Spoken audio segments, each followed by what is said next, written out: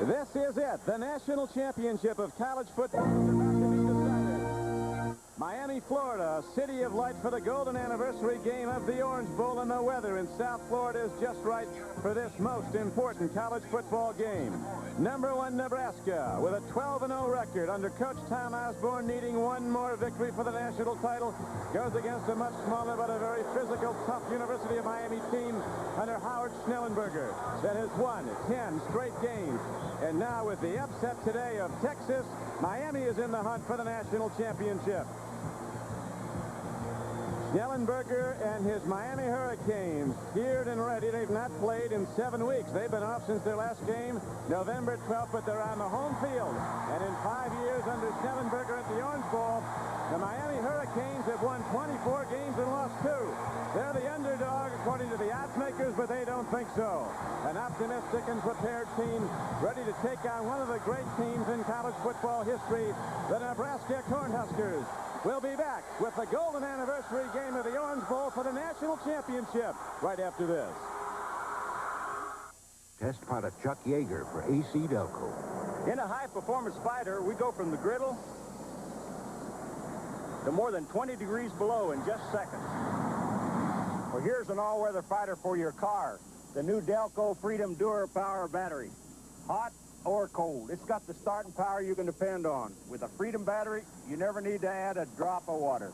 Get a Delco Freedom battery starting at $39.95 for a 40 series. Call 800-AC Delco. Across America, 7-Eleven gives shopping freedom to doctors, lawyers, Indian chiefs, and little braves. Freedom to people who would rather cast a line than wait in one. 7-Eleven's business is based on freedom. So now we're a major sponsor of the 1984 U.S. Olympic team, giving those that run, jump, dive, and ride the freedom to become the best. 7-Eleven. The dream begins with freedom.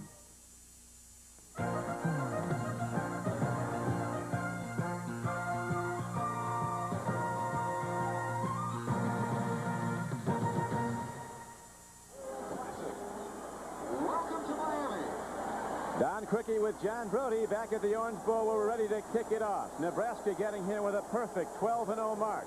The Huskers started fast, blew out Penn State at Giant Stadium in the Meadowlands, and on they roll, averaging 52 points a game. They scored more points this season than any team in NCAA history. Miami knocked out at Florida early in the season, and then the Miami Hurricanes started to roll. 10 consecutive victories. One big and one when they had to come from behind, but they won.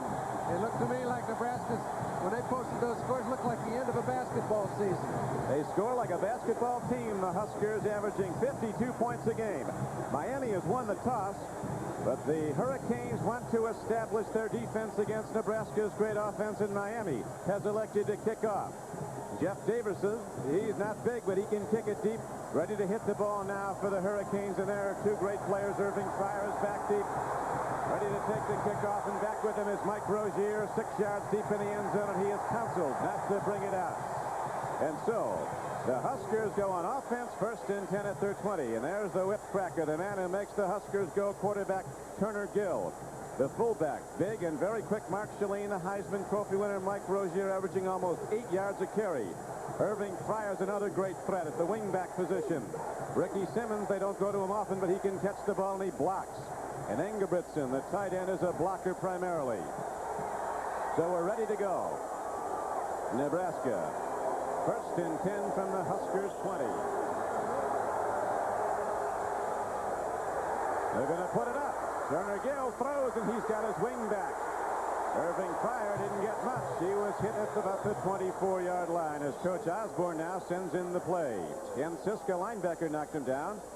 Mark Denning, one of the Nebraska tackles, 300 pounds. Henry Grimminger, the other offensive guard. Next to him, Mike Kranowitz is the center and a good one. Dean Steinkühler, probably the best. Lombardi and Outland winner. Scott Raritan, he's over 300 pounds at right tackle. They got Biggins on the bookends, John. Don, you can slide all the stats you want about that offensive line, but I'll tell you another one. They average 9 letters per last name right across the line. That means they've got a lot of long names and a lot of big fellas. 270-pound average. They move people around. Well, those jerseys are broad enough to carry a lot of letters. And now it's going to be 2nd down and 5 for Nebraska. Opening series of downs. The option, Turner Gill, a pitch back to Rozier, and he's open. Rozier is an open field. And finally, Reggie Sutton knocks him down as Mike Rozier almost breaks at the distance. Good for a 27-yard gain and a first down for the Huskers. Don, to talk about what kind of a feat that is, and we may see a bit more of that today. The Hurricanes have allowed only one running back all year long to gain over 20 yards. That was a 28-yarder. This is the 2nd longest run against this defense all year long by the Heisman Trophy winner. I guess it figures. And right now, Nebraska breaks the front of the Miami Hurricanes and goes back to Rozier. And again, the power run. And look at Rozier rip it open all the way down to the 30. A free football, though they're going to rule he's down. The officiating crew from the Southeast Conference, an 18-yard gain on that carry by Mike Rozier. Danny Brown knocked him down as the huge Nebraska front just overpowering Miami these last 2 plays. Well, the coaches were a little concerned. They're not going to blitz, I don't think, as much as they normally would because they want a lot of pursuit. They don't want their linebackers out of position, but Rozier has run right through their position. 1st and 10, Nebraska. Free football. A free ball at the 30-yard line, but Cornhusker, it looks like Scott Raridan or Dean Steintuller came up with the ball, so they keep it. Danny Brown's a defensive end. They're small, more like outside linebackers. Kevin Fagan, a good pass rusher at 265 pounds. Key player for Miami is the middle guard, Tony Fitzpatrick. And Fred Robinson, not heavy, but very, very fast. Julio Cortez, outside on the left side. Jay Brophy gained All-American mention as a linebacker, and Ken Siska is the leading tackler for Miami. First back through is Shalene, and Brophy is waiting for him. Short gain, it'll be 3rd and long. And a penalty marker's down. Reggie Sutton, one corner. They're very hard-hitting, quick corners. Eddie Williams plays free safety. Kenny Calhoun, he'll blitz a lot, and Rod Bellinger's played a great year as the strong corner. Comes out on the same side as the tight end. That's a play we've seen an awful lot of this year, Don. It's one of those both teams have a little personal grudge against one another. Cornerback and wide receiver get after it. They do throw a penalty to tell them to cool down, but no harm, no foul. Offsetting penalties. And so it'll be 3rd down and 8 again, and they'll go from the 28-yard line. Nebraska looking for a national championship. They've not had one since 1971, and Tom Osborne's had great teams, but never has gone the distance. Let's see if that stat stays up. 3rd and 8 Huskers. No score in the first quarter. Turner Gill all day long fires, and he has a man that's broken up. He was going to one of his wideouts, Scott Kimball, but Rod Bellinger was there to break it up. So now an interesting dilemma for Osborne and the Nebraska Cornhuskers. 4th down and 8 coming up. They've only tried 4 field goals all year.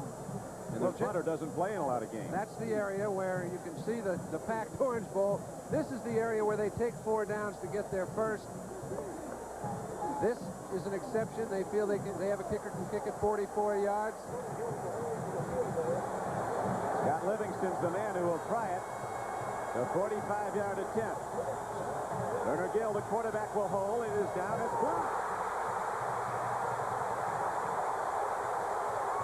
Miami has the football. So the Miami Hurricanes have this place in absolute pandemonium. They've captured this town. And the Orange Bowl, early as it is in jubilation over a blocked field goal. The special teams knew they had to come up with some kind of a big play to get something happening early in the ball game. They did that. Remember, this team has kicked only 4 field goals all season. That's the least in modern football history. They made a big play against a weak group. People you love are counting on you. You need someone to count on too. You should all his people. You can count on when the going wrong. Mutual of Omaha people throughout the nation and around the world wish you a happy and healthy new year.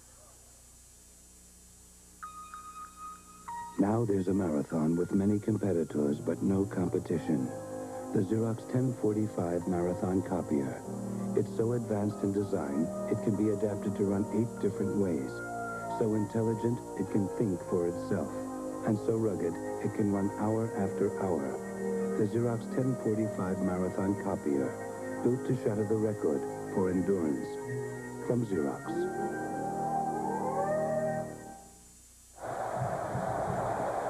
Mike Rozier with Heisman Trophy numbers. Early as the game is, 2 rushes for 45 yards, but Nebraska's first drive was stopped, and then a field goal attempt was blocked by Miami of Florida, and so the Hurricanes take over the ball for the first time in the game. It is 0-0 first quarter. Bernie Kosar, a 6'5" freshman quarterback, directing the Miami offense, but he plays like a veteran. And he comes out of firing. Wide open is Stanley Shakespeare. He's down to the 34-yard line.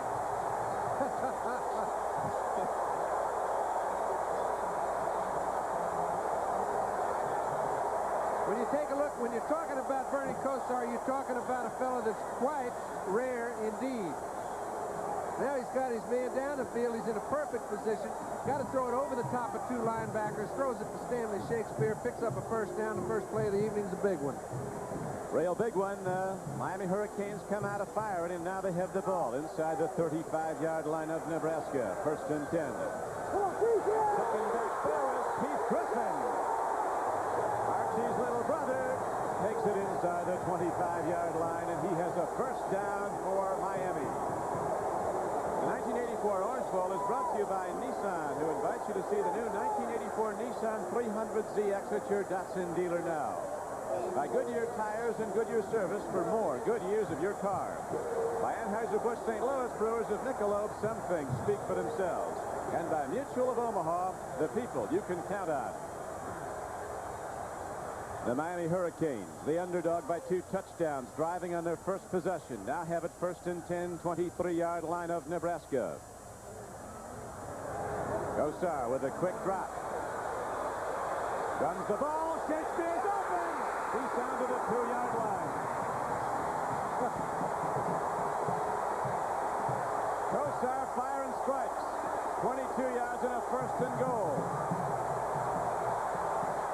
Don, he fired a strike to it. This is an alternate receiver. He's trying to go to the right side, the short side. He's got 3 receivers open on that side.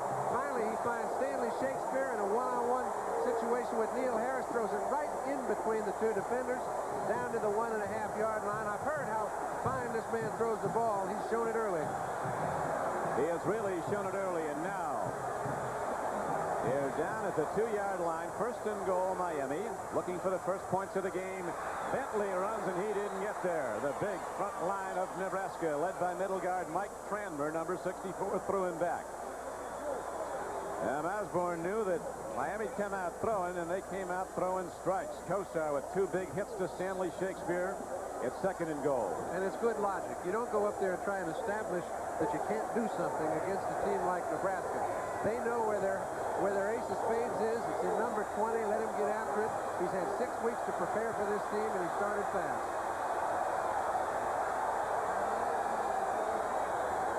Second down and goal, Miami. No score first quarter. Albert Bentley. A big play by Nebraska, Ken Graber. Don, this is Mark Tressman and Howard Schnellenberger. Mark sends the plays in. This is his first year as a full-time assistant. He has his law degree. He was a graduate at the University of Minnesota. He works with the quarterbacks, and his statement about number 20 is that I've never seen a man with as much awareness as Bernie has. He's going to need it all right here, 3rd and 3. Watch for the tight end to the right, Glenn Dennison. Kosar takes a look. He throws to Dennison. Touchdown, Miami.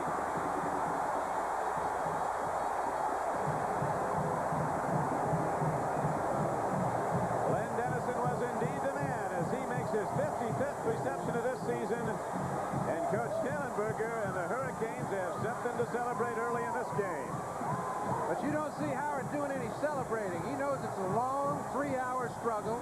He's been in a lot of big games before. Don't let people think, fool you and get you the feeling that this is his first big game. He coached with Bear Bryant. He coached with Don Shula in a lot of championship games. He's been there before. This is the first time he's had the controls, however. And right now, the place kicker comes out. Jeff Davis, ready to try the point after. Glenn Dennison, who caught the touchdown pass. A new dad. Wife gave birth to a little boy last week. And right now, we're going to have a pause. Timeout on the field. 9 minutes and 18 seconds to play first quarter, and here's the touchdown throw again.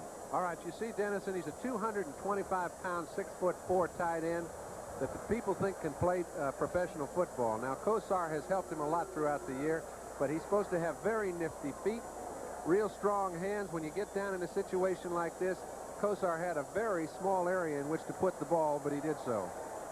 Glenn Dennison, he graded up, trained up, John, from 212 pounds at the last game November 12th to 230 came in tonight. Teammates told him he was eating for 2 instead of his wife. Yeah, but he didn't lose much speed, and that's why the coaches felt it was all right. And here's the extra point by Jeff Davis. It's good. And so, the Miami Hurricanes get the ball for the first time and take it down the field on the right arm of freshman Bernie Kosar. Finally, on the payoff end, it's Kosar to his tight end, Glenn Dennison. You know how it feels. The pressure. The misery of sinus.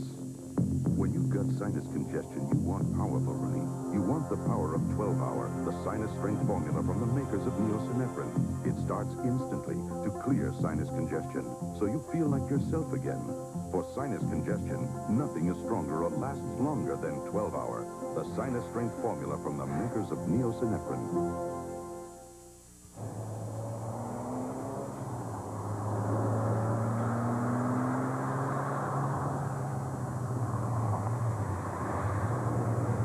Every Ferrari 308 leaving Italy for America leaves on Goodyear radial tires, and only Goodyear radial tires. Why? Because Mr. Ferrari wants it that way.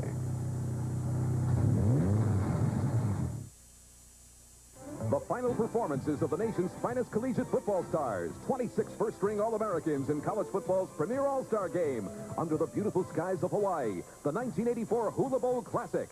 Next Saturday on NBC Sports. All season long, Bernie Kosar has proved he could play in the big league with his freshman year now with him, and he's just thrown 3 for 3 for 47 yards, culminating in the touchdown pitch to his tight end, Dennison.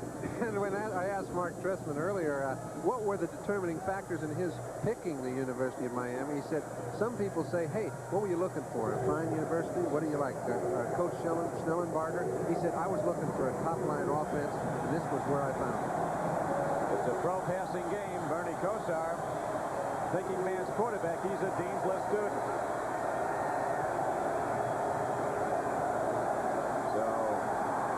Jeff Davis kicks it off a second time, and again he pumps it into the end zone, but here comes Rozier. What a great player, and Rozier comes from a yard deep out to the 31-yard line. And the Huskers take over for a second time, but down on the scoreboard 7-0 to Miami with 9:09 to play in the first quarter. Turner Gill, the senior quarterback from Fort Worth, Texas. He's a great comeback story. 2 years ago at the Orange Bowl, he was on the sidelines with a brace on his right foot. The doctors told him there was a strong possibility he'd not walk properly again because of nerve damage. The operation, though, was a success, and they say the rest is history. Turner Gill's come back to be one of the great quarterbacks in the history of the Big Eight. And I think Tom Osborne said it best as they attend to an injured Husker. He said, you know, for what we do, I think Turner Gill may be the best quarterback in this country, and his stats indicate that. I know they've got a good group, but he's the one that really coordinates it all. He's thrown 13 touchdowns, only 4 interceptions. A quarterback with a football team that scores 84 touchdowns only throws 4 interceptions. That's all right. It surely is, and Turner Gill will try to get the Huskers a-rolling when we come back to the golden anniversary of the Orange Bowl. Today there's a new power on the road. Today, all eyes are on the sports car news of the decade. The first, Nissan 300ZX. Come alive, come and drive, major motion. The V6-powered 300ZX, where art and technology intersect.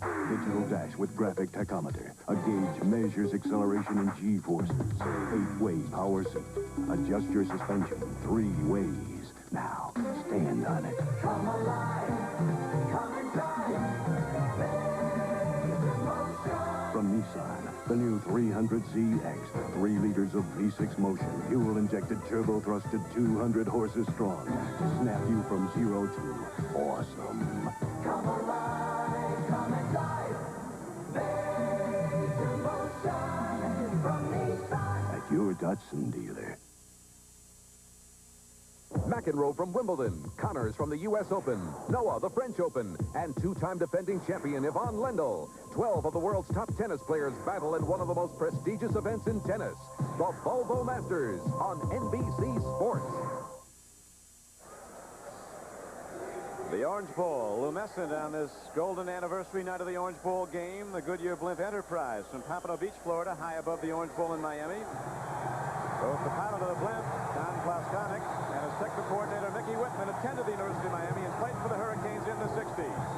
Right now, the Hurricanes on defense, the Huskers on offense, 1st and 10, pitched back Rozier.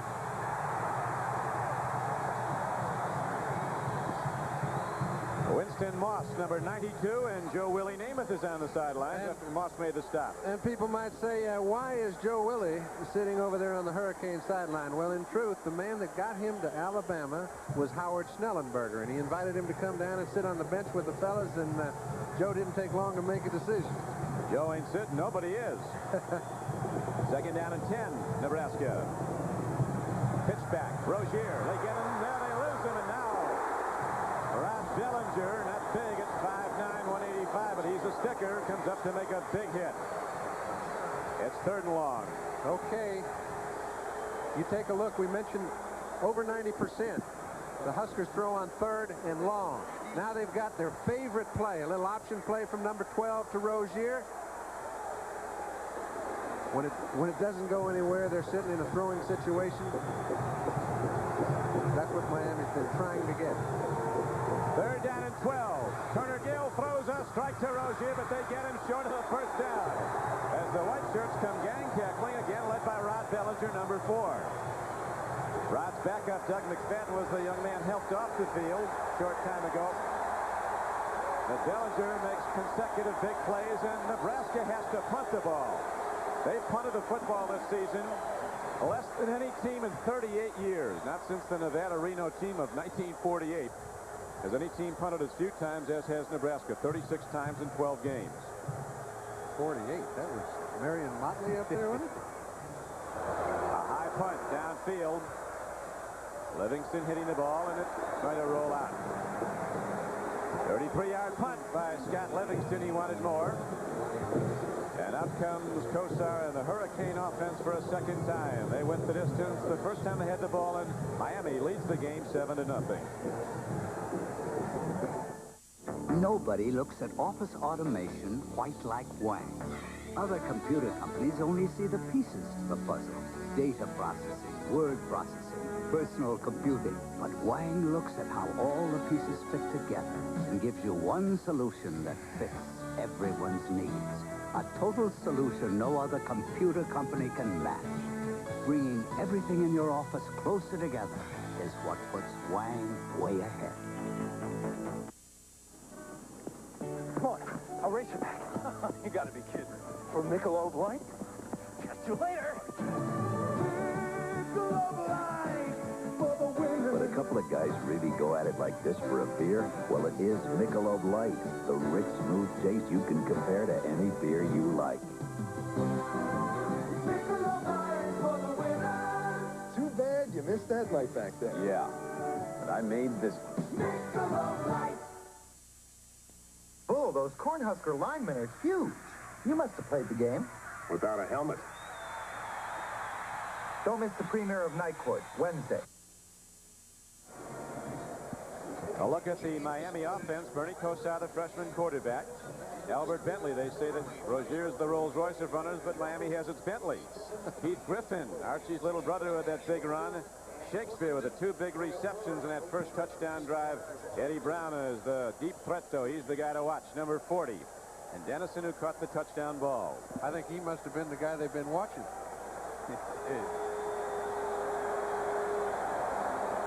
Bernie Kosar sets Miami down at the 31-yard line.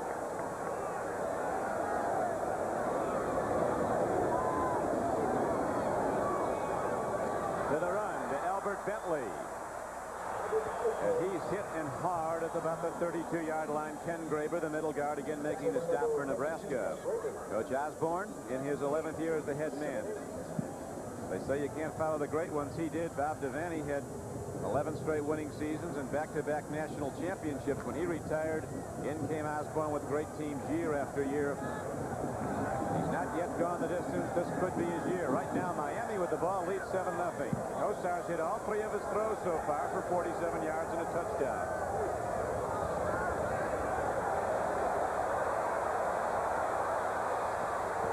Again, he goes to Dennison, but this time the coverage is good by inside linebacker Mark Daum, number 51. A little better than good, Donnie. He had a good 6-7 counts to throw that ball.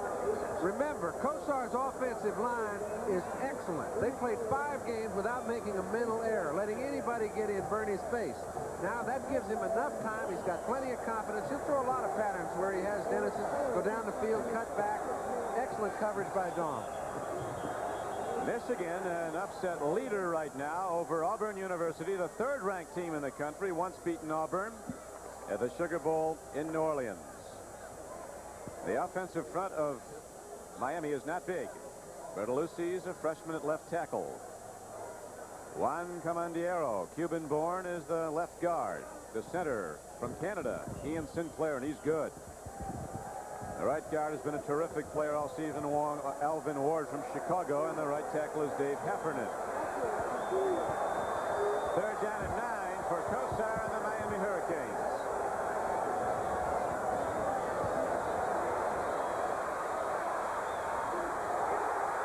That's past Eddie Brown.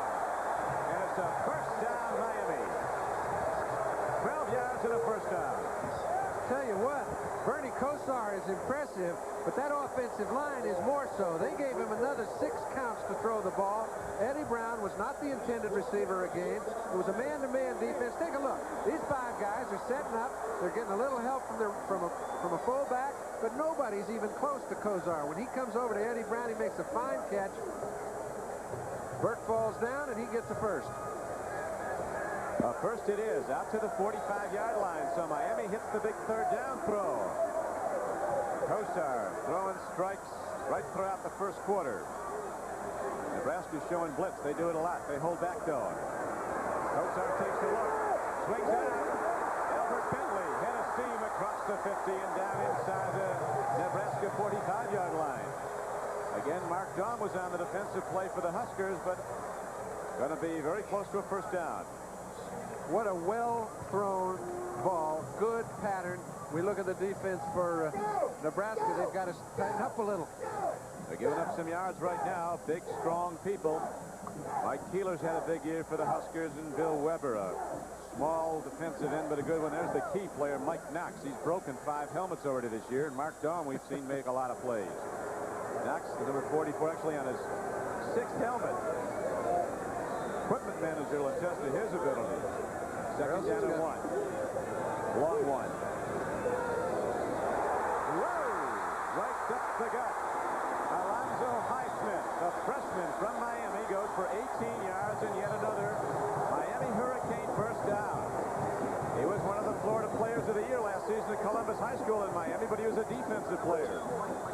And I'll tell you, the unknown quantity has an awful lot of quality, because these fellas are not in awe of what many people consider the best college football team that's ever been assembled. They had 6 people that made all Big 8. They've got 4 All-Americans on their offense.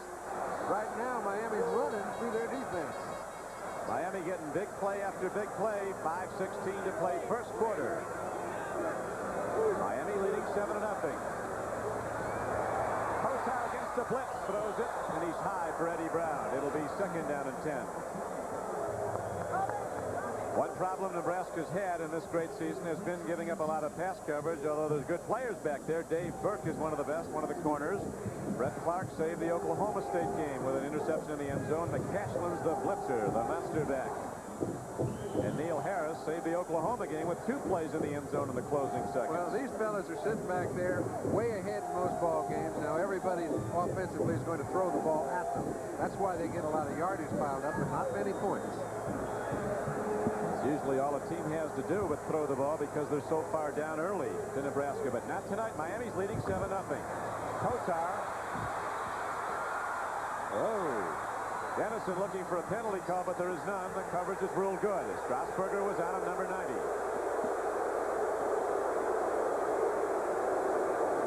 12,000 fans rolled on in from Nebraska. They were about 5,000 short in tickets, though. They needed it. 17,000 wanted to come. You mentioned that Strasburg was on him. He was also on him for a very long time. Now, he's very lucky that he got away without a personal roughness penalty. We see Dennison, the tight end. We saw him catch a touchdown. He's trying to beat the 2 linebackers. They've got all the 5 short zones covered. Kosar can't find him. And now Kosar has 3rd and 10 against the blitz. They pick it up nicely. He throws, but he's high for Dennison. And again, the Miami fans want a penalty call. Kosar is excellent against the blitz, even though he's a freshman. They work on the blitz every day in practice. Here it is. Knox is coming, 44, and Ward picks him up and runs him off the play. Alvin Ward with the big flat block. When you see Knox coming, it means they have to find some way, as we mentioned earlier, to get to Kosar. You give a quarterback of his ability that much time to throw, and there's nothing he has to do but pick people up. And now it is a 45-yard field goal attempt by Jeff Davis. He's hit only 1 of 10 outside the 40, even though he's a long kicker. This one's on the way, and this one is right on time. So Miami doing it all right. Coach Schnellenberger trots the sidelines again, as he always does after a score. 4:51 to play in the first quarter, and Miami has opened up a 10-0 lead. A long way to go, but the biggest upset of the year could be brewing in the Orange Bowl. This is Mr. Goodwrench. Did you know that your GM car's engine uses more air than gasoline? For every sip of gas, it takes 15 gulps of air. That's why a clean air filter helps keep you from wasting power or damaging your engine. So let Mr. Goodwrench check your air, fuel, and oil filters. Chances are you'll save gas and money, too. It's another of Mr. Goodwrench's good ways. To keep that great GM feeling with genuine GM parts. I'm working out here with some of our Olympic high jump hopefuls. Now, these people can really jump. They love to jump. See, and you can put more bounce into their jumps when you purchase U.S. Olympic coins. The coins provide valuable support for our Olympians and become priceless memories of the games. Watch this. Hey, look! A record! I did it! Check it out. Turn precious metal into Olympic medals. Support the home team. NBC Sports World is back with a strong right jab. Knockout artist Tony Sitson conquered Collins in 2. Now he returns with his sights set on power puncher Don Lee. The ring heats up at a special time on NBC Sports World. The first Orange Bowl 50 years ago was the vision of Miami Recreation Director Ernie Seiler. He had to purchase temporary bleachers for the 5,000 fans who came to see Bucknell defeat the University of Miami 26-0. And now, 50 years later, here we are on the golden anniversary night with the underdog Miami Hurricanes leading top-ranked and unbeaten Nebraska 10-0 with 4:51 to play in the first quarter. Don Criqui with John Brody on a big night in Miami, Florida. The Hurricanes ready to kick it off for a 3rd time in the first quarter. Davis hits a line drive. Here comes Irving Fryer. And he is struck down hard at about the 29-yard line. A 19-yard return by Irving Fryer, and out comes Turner Gill in the Nebraska offense. Interesting, John. Rozier had a 27-yard run his first carry, and there's the numbers. 18, and then they shut him down his last 2 tries. We will hear from him. We'll hear from them, but they don't seem too concerned.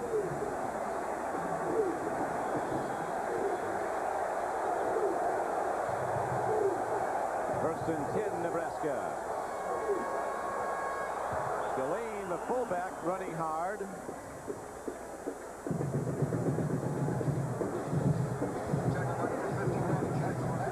Mark Shalane takes it straight ahead from the 20 out to about the 26-yard line. Gain of 6. Tony Fitzpatrick, number 62, the nose tackle on Trainowitz. Now look at this. It's necessary for him to make penetration in the middle of the line for the linebackers to be able to fill the hole and the whole defense to operate. That time he got blown off. Rozier breaks open, and Mike Rozier is a hit for a Nebraska first down. Rozier with that 41 pitch goes ahead for 12 yards. They say he's got a great throttle down move. He'll wait for his blocks, fast as he is. Once those big linemen commit, Rozier makes his decision and goes. That time a 12-yard gain. Nebraska gets a first down out to its 47-yard line. 4:03 to play first quarter, and the clock runs. Miami 10, Nebraska nothing. Pitch back, Rozier. Tremendous play. Jack Fernandez, senior linebacker number 51, makes the play behind the line of scrimmage.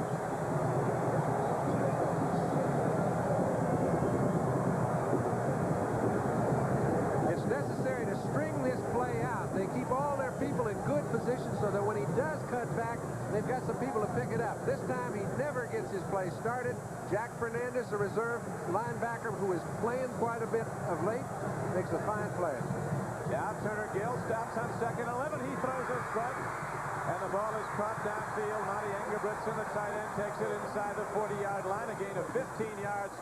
And Nebraska has a first down. They don't throw to Monty often, as you see. He says, when they do, I appreciate it. Well, I'll tell you, one day they did throw it to him 3 times when they played Penn State on national television in the opening game. So in the rest 11, he only caught 4 balls. He's primarily a blocker and a fine one, but can't catch it.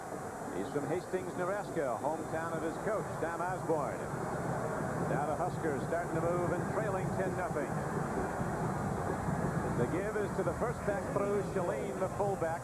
Big at 225 and very fast at 4.5 speed for the 40. He's ahead for 3. Don, we talked about Tony Fitzpatrick, how important it is for him to get penetration. This time he throws Trainowitz away. When he does so, he gets some contact on the ball carrier before he gets to the line. And look at number 54, Jay Brophy, sitting right there at the line of scrimmage to pick up the runner. Now it's 2nd down and 8, Nebraska. Swing pass, Rozier. And a tremendous play by freshman Reggie Sutton. Rod Bellinger, number 4, comes up, makes the hit. And that's the 3rd big hit by Bellinger at the line of scrimmage. And it'll bring up 3rd down now. They're going to spot the ball actually at about the 41-yard line. Well, I've been told that Bellinger was an excellent hitter, but I didn't know he reacted as fast as he has. He's handled Rozier on 2 plays of that type, keeping him from making any yards at all. That's the way to play. Tough down now for the Huskers, 3rd and 11. Turner Gill on the rollout. He's got the strong arm, and he lets it rip. It's intercepted. Jack Fernandez. Kevin Fagan put the rush on number 95, and Jack Fernandez, a 211-pound linebacker, comes down with an interception, and Miami has the ball again. Don't have to weigh much down to get in the way of balls like he just did. Excellent reaction. Again, it's a 3rd down and 9. How many times have the Hurricanes put the Huskers in this position? When they do, they pretty well rest assured they're going to throw. They've got their linebackers in a deep zone coverage. Fernandez comes down with the intercept.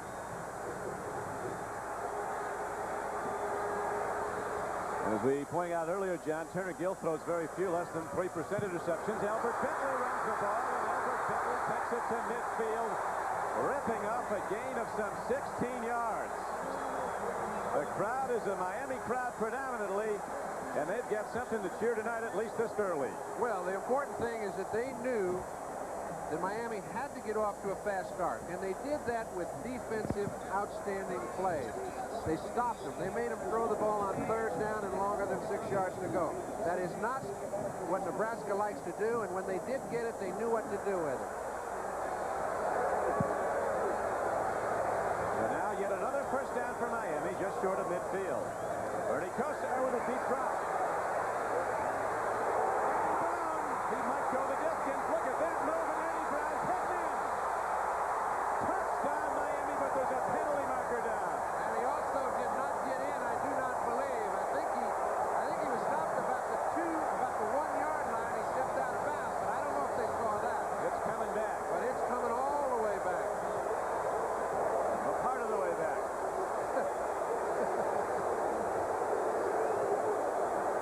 Stanley Shakespeare called for an illegal block.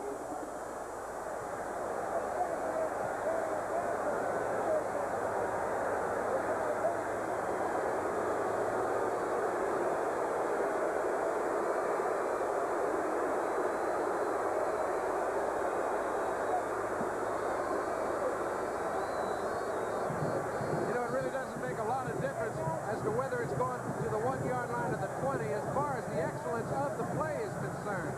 This ball is well thrown. I tell you, Kosar at 6 foot and over 4 inches tall, stands up, gets good vision, but hangs in there, takes his time, has as much poise as any quarterback I've seen in college, and he is only a freshman. Even with the penalty, it was good for another Miami first down. On the 32, kick back. Alonzo Highsmith working on down. He's inside the 20, down to the 19-yard line. A remarkable showing early in this game. The Miami Hurricanes, who waited for this chance, a rebuilding program the last 5 years, and they've played inspirational football since the opening kickoff. They've scored on their 2 earlier possessions. They wanted to kick off, and they did, and show they could stop Nebraska. Huskers drove and had a field goal blocked in Miami, and Kosar took over, driving down and going in for a touchdown and a throw. Kosar to tight end Dennison. Last possession, a 45-yard field goal. And now Miami has it 2nd and short, and Kosar is looking. He's got a man open. Chris Kemp.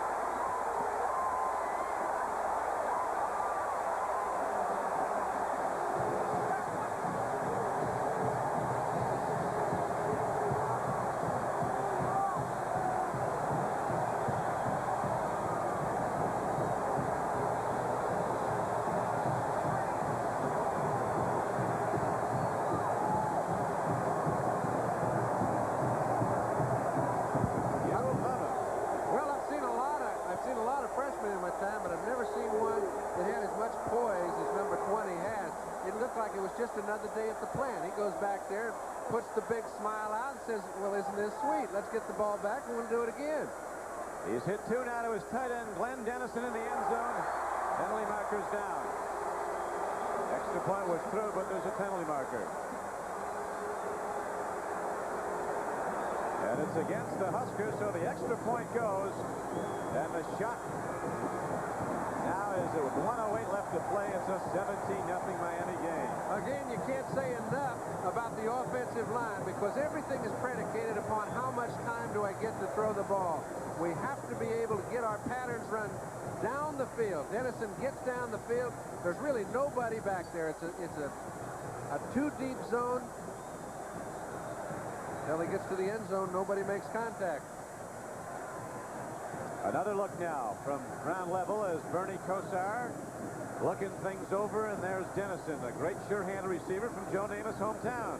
Dennison's from Beaver Falls, Pennsylvania, and he's in for his second touchdown of the game. It is 17-0 Miami. The new dad, Glenn Dennison.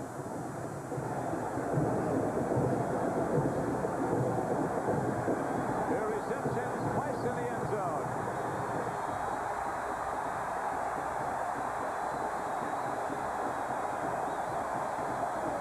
The fifth kickoff of the first quarter for Miami.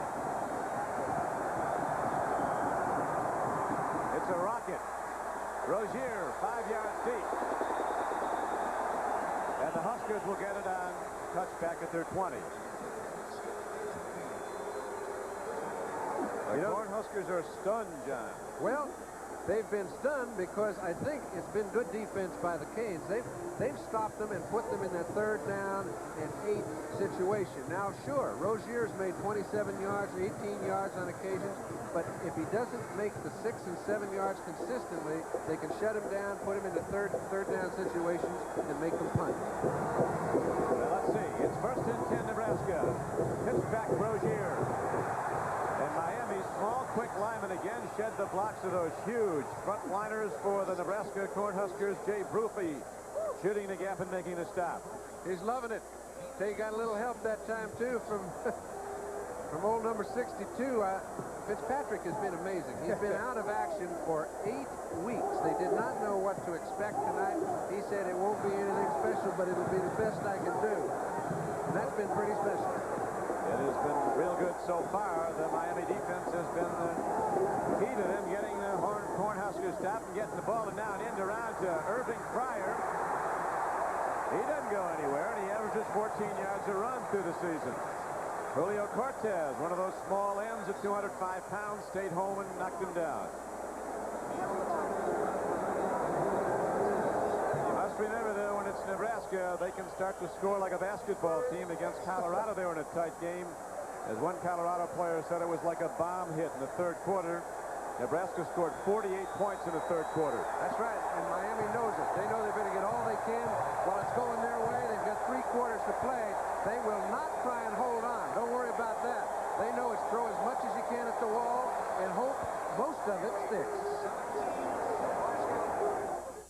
Nissan trucks are. This new 4x4 is proof of Nissan know-how. Head him towards the canyon. With the most powerful standard engine in its class and independent front suspension, tame the worst terrain. It's one tough hump. 4x4 Nissan style is major motion. Come alive, come and drive. Major motion from Nissan. At your Datsun dealer. Back then, I used to listen to my dad. Hi, son. Because I learned to be the best, you have to listen to the best. Is that right, Dad? Go ahead, son. How's that, Byron? That's not as good as I used to do it. Now I listen to Byron Nelson. And for my investments, I still listen to the best. E.F. Hutton. Who else? When E.F. Hutton talks, people listen. Dale Grinstead is a soldier with a dream. The '84 Olympics. His sport, the modern pentathlon. 5 grueling events. The Army is full of people who are striving to be all they can be. For specialist Dale Grinstead, that means striving to be the best in the world. Be all that you can be. You can do it in the Army. Back at the Orange Bowl in Miami, Don Criqui with John Brody. It has been a most unbelievable 1st quarter of play. The underdog Miami Hurricanes rolling up a 17-0 lead. They call this the most important game, John, in the history of the Miami University football team, and it could be the biggest upset in many years of college football. I don't think there's any doubt that the University of Miami is not only excited, but college football is on a par with pro right now. Nebraska hits a big play. Ricky Simmons, a fleet wide receiver from Greenville, Texas, catches the ball and gets ahead for a Husker 1st down. When you look at the numbers, though, that Nebraska threw into the football computer this year, they about blew it apart. Over 600 points scored, 52 points a game. How many touchdowns you say, John? 84, that's not too bad. I can hardly even use numbers like that, but right now, they're not making much. And I'm crediting Miami. Rozier going wide and another big play. Again, it is Julio Cortez, a junior from Miami, Florida. He's not big. Miami defensive coaches were talking about they'd have to blitz a lot against what they thought would be running plays to try to get these great Nebraska backs before they got started. You know, they said that, but Tom Olivato said to me simply, we're going to try our 4-down linemen. We're going to try to play standard, and if that works, we're not going to do another thing all night. Well, it's working, and they haven't had to use the blitz. They've been in control of the line of scrimmage, and that's a rare thing indeed. Early in the 2nd quarter, underdog Miami leading top-ranked and unbeaten Nebraska 17-0.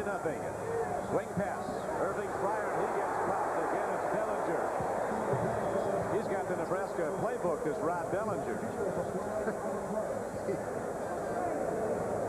Boy, it's a tough thing to do, you know. We just got word that one of their outstanding linebackers, Kansas City, got a knee injury. That's why we saw Jack Fernandez in there in the last series of plays defensively, and he's done for the day. You know what those knees are like. I would like to mention that Nebraska has 3 of the top, considered the top 4 players in next year's draft. Fryer, Rozier, and Steinfurter, okay? And these fellas are handling it. And they're much smaller. They say it was a 40-pound weight advantage, but it's probably more than that. The Huskers are even bigger than listed. Now, Turner Gill with a deep drop. Stands in, throws off, strike downfield, but Kimball can't hold on. Scott Kimball, a very quick wide receiver, goes high up in the air. Irving Fryer also downfield. It was off the hands of Kimball. Doug McFadden, a young freshman cornerback who was hurt earlier. Iced down ankle, so he'll probably not return, but pretty happy guys they all are right now. 14:34 to play in the first half, and Nebraska has to punt the ball. Eddie Brown is the deep man, and he's tough. Livingston's first was only 33 yards. He gets off a tremendous punt, though. And fast, Eddie Brown goes from the 14, and there he goes. He's tough to catch. Eddie Brown with one man to beat, and he cannot do it. Mark Shalene, blocking back on the punt, a 225-pound fullback, caught him. But Eddie Brown just ripped off his biggest return of this season. And Miami's ready to go again. Well, how sweet it is. You talk about special teams doing their part of the job. These fellas up front have created holes. They've made fine plays, rushing the punter. They've been doing their job on kickoff returns. And Eddie Brown just brings a long punt return. 48 yards long, and it's down to the 43-yard or the 38-yard line of Nebraska. First and 10. Kosar, he'll check off a lot at the line of scrimmage. Knox blitzes. Swing pass out there, and Rob Stuckey had a play on the ball. So it'll be second down and 10 for Miami with 14:08 to play in the first half. Mike Knox, number 44, the man we talked about as an outstanding inside linebacker. He's been instructed to get after the quarterback. We saw him try to do it with 4 down linemen. That didn't work. They're now sending 5 and 6. Kosar sees the play is no good. He throws the ball over the intended receiver, and they go back to the huddle, second and 10. Most young quarterbacks can't do that. This guy looks like he can do about anything asked of him. Has all season. Bernie Kosar dropping again. Second and 10. This time it's intercepted. The monster back, Mike McCasland, intercepts the ball for Nebraska.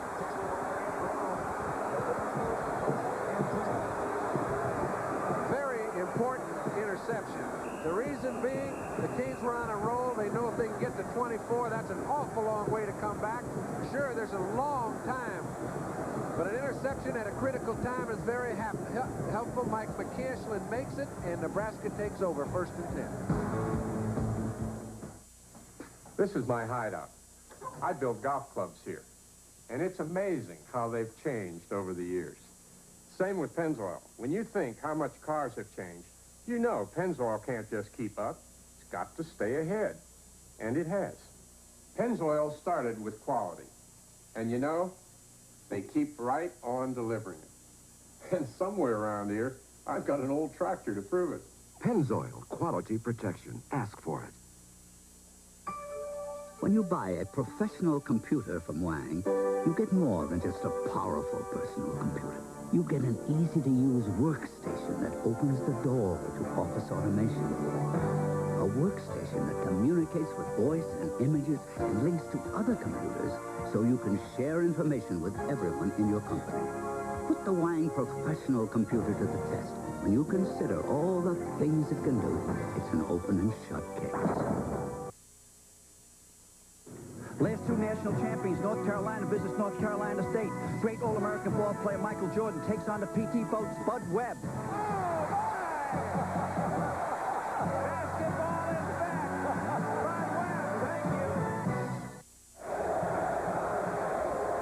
Nebraska finally got a big play from its defense. A junior from Lincoln, Mike McCastle, intercepted Bernie Kosar. There's Mike McCastle on the sideline, but he knows there's work to be done for these Huskers, and they're a team that is able to do that. But right now, the Miami Hurricanes, a surprise 17-0 leader. First and 10 Huskers. Nebraska averages some 7.2 yards every time they've run the ball this season. But tonight, it hasn't been that way.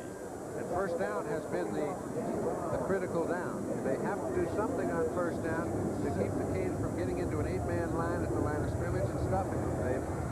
They haven't been effective. Only a 2-yard gain on that play. 2nd and 8.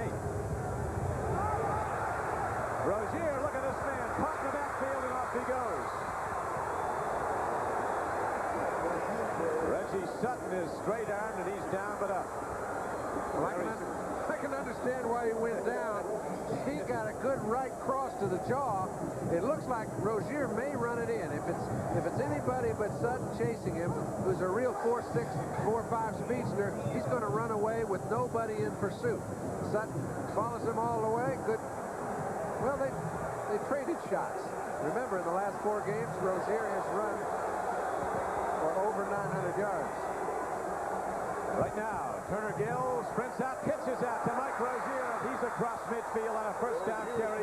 It looks like he has 9 before Rod Bellinger again knocked him down. Saw Rozier with that straight arm. Barry Switzer, the Oklahoma coach, said of Rozier, he plays mad every down. Well, if he does, he sure is mad now.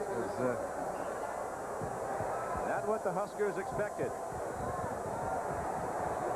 But still, 12:55 to play in the first half. A halftime score at the Sugar Bowl. Michigan in the process of a possible upset of third-ranked Auburn, leading 7-0. No! Turner Gill lets a home run ball fly. Scott Kimball is bumped off the play. So it'll be 3rd down and just over a yard. Well, they don't worry about that 3rd and short. They're going to take 2 downs to have a go at it. You can bet on that. If they don't make any yards right now, this will be the time Tom Osborne knows it's critical that they put something on the board, at least sustain a drive, and they will not be punting. There's a big down now. It's 3rd and a long one. Shalene hits, fights, gets straight ahead, and it's a first down. Tim Bruggan coming into the game, gets ahead for the first down carry, the up back. Number 66, McMurray. Now he's coming in at the nose tackle position. He's holding his own also. When you hold that center right there on the line of scrimmage, you've done your job, and your linebackers can come and pursue. Jeff Smith is in as the I-back now, the deep back. Rozier's out. This is Jeff Smith. Play faking it. Gill takes it himself. Turner Gill gets down to the Miami 39-yard line on a first down carry. He was good for a gain of about 7 yards. Free safety Eddie Williams knocked him down. Turner Gill has a lot of options. The Yankees want to sign him to a baseball contract. He's a top shortstop. I think you'll go ahead and play professional football if somebody's smart enough to use him as a quarterback. You remember Wally Moon at Washington University about 6 years ago? Well, now he's coming back as Canada's best. At about $1 million per. You got it.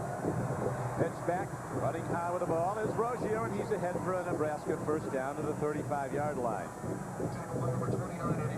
The Cornhusker fans rolled on in, many of them early. It was a little rough out in Nebraska, as it has been throughout the Midwest. Rozier's run the ball now 11 times for 80 yards. 2 big gainers in his first 2 carries of the night. Been quiet lately.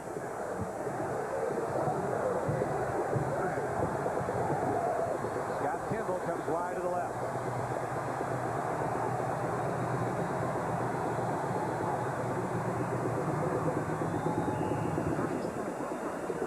Tim Brungard again carries the ball. The fullback, the up-back, taking it down to the 31-yard line. It's going to be second down about 6. Don, you hate to overdo one position, but number 62, Tony Fitzpatrick, stands the center up. That allows Jay Brophy, number 54, to find the hole. He hits the running back right at the point of attack. But even with good running, he picks up 4. You pointed out, John, though, Ken Sisk, Miami's leading tackler, went out with an injury. Right now, it's second down and 5. Pitch back.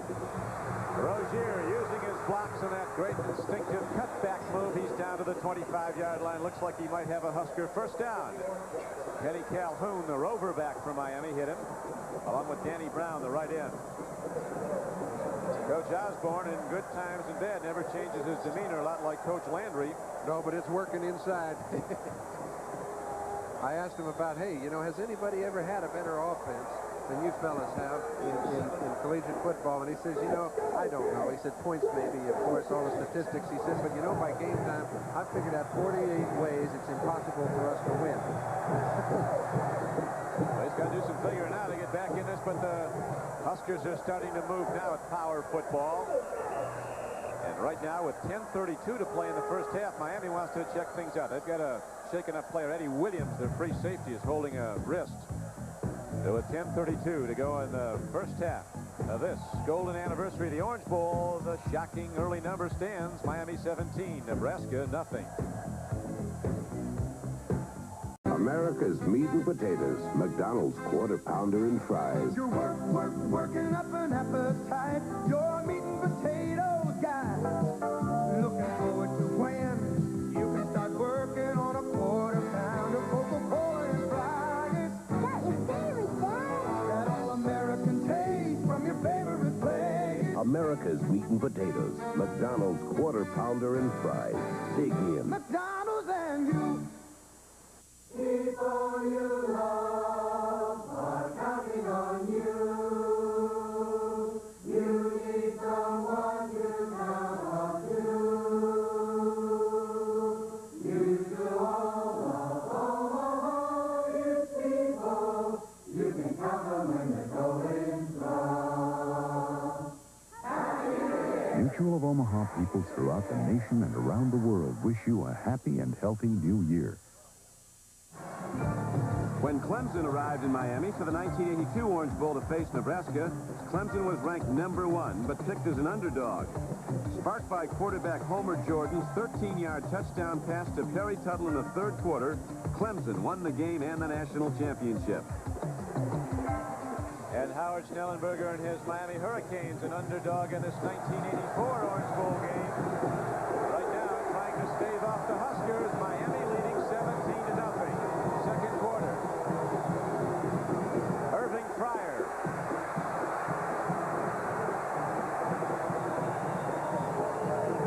Got some. Down to about the 20. Gain of maybe 4 yards on the play. Reggie Sutton, the freshman corner, knocked him down. Don, what you have when you don't have a lot of blitzes. This is Jack Fernandez, fellow that came in for Ken Sisk. Brophy was fooled a little bit, but Fernandez is so fast on the ball that he gets out in pursuit. Now remember, when the running back cuts back, and that's Irving Fryer, a certain #1 draft choice, they've got 5 Hurricanes around him. Fryer's something. He's out in the right flank. He's run the 40-yard sprint in under 4.3 at 200 pounds. Rozier doesn't get much, though. He tries to go behind a great right side. Lombardi and Outland Trophy winner Dean Steinkuhler and Scott Reardon, about 300 pounds of football player, but he only gets a yard. And you can bet right now they have that old familiar option play. They are 3rd down and 5. I doubt that you'll see them go for a field goal at this time. I think they'll take 2 downs and run it. We've seen them throw the ball in this position 3 times earlier tonight. They were not successful. You'll see some sort of runner. Big down. 3rd and a long 5.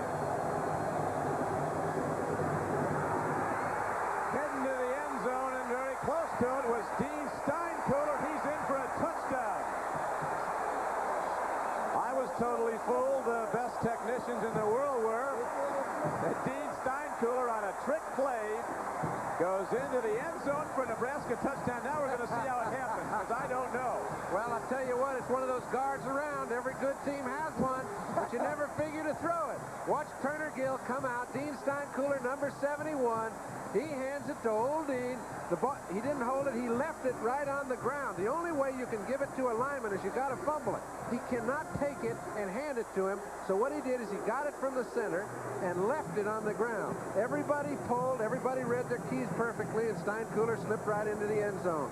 That's a playground play that you never hardly see, but when you do, it's usually effective.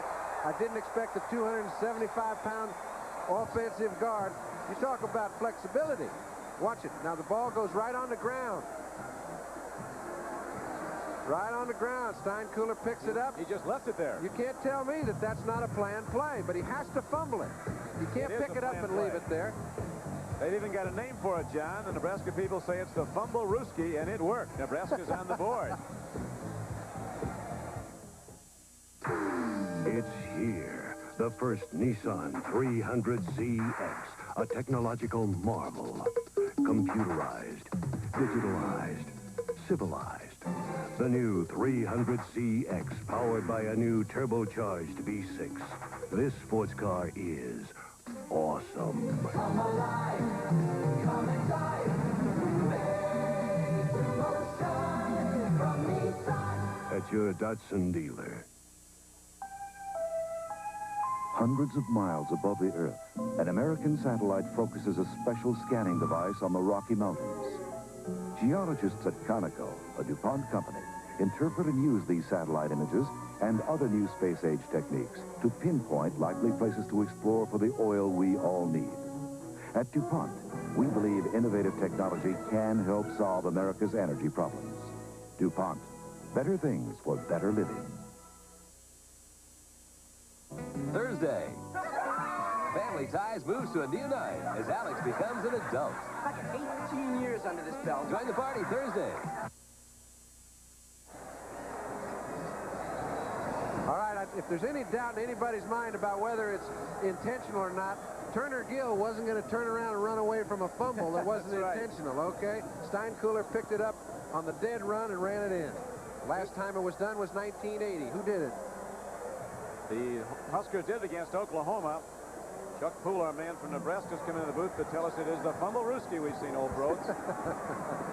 You said every team has one, right? But they don't have one of those. No, not. And here's a guy almost 280 that runs the 40 and under 4.7. A Haas from Bern, Nebraska. 120 people in Bern.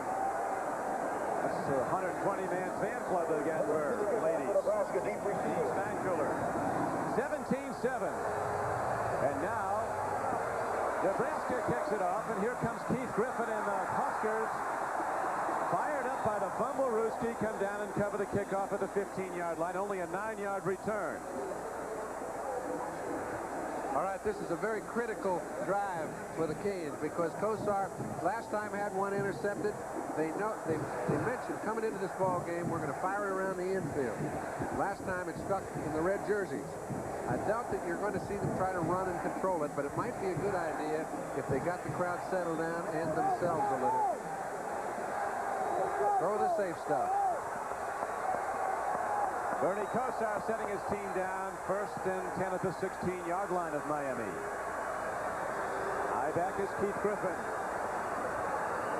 Markers down all over as big Mike Keeler came blusting through and got a hold of Kosar. And you know what happened? It's a too much timer, I believe. Maybe it's not, but I think it's too much time.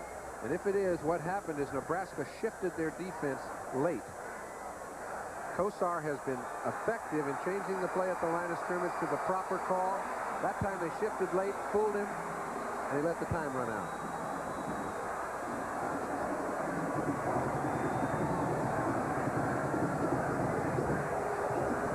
They have a 6-7 month season every year.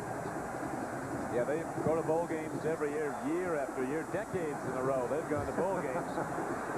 This is the big one in '84, the national championship on the line in Miami. Leading 17-7, now is a 1st and 15.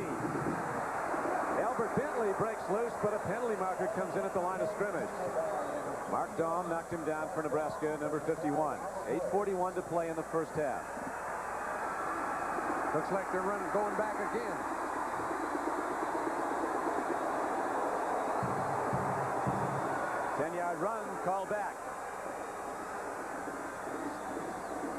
Maruski might have done some long-range damage.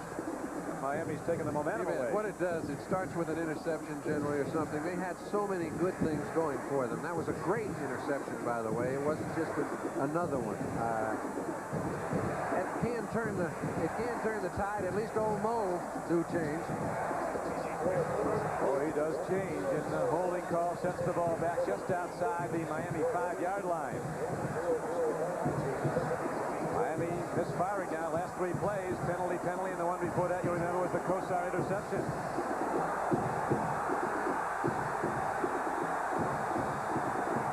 They're coming up late. Blitz. Kosar throws. It's a live ball, and the nearest man to it was McCasland, who you remember intercepted earlier. He threw it away, but they fooled him again, Don. That's the critical thing, and that's what the concern of the offensive coaches was, that Nebraska has real good personnel, but they're also very cagey. They camouflage what they're going to do, and once you beat them for a while at one thing, they're not going to allow it to happen for the rest of the game. They've changed a lot of their philosophy right now. They're waiting until Kosar gets set, then they're changing into what they're going to do, and it's bothered them. So now Miami pinned back, 2nd down and 20.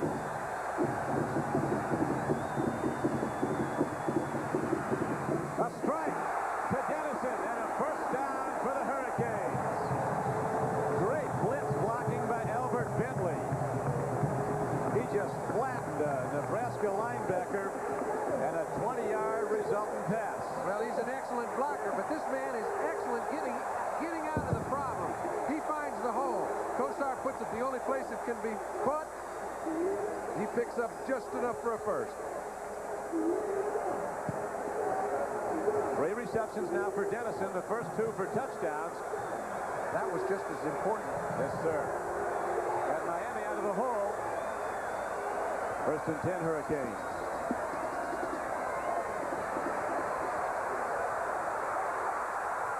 Albert Bentley. A tackle-breaking runner. Albert Bentley's ahead.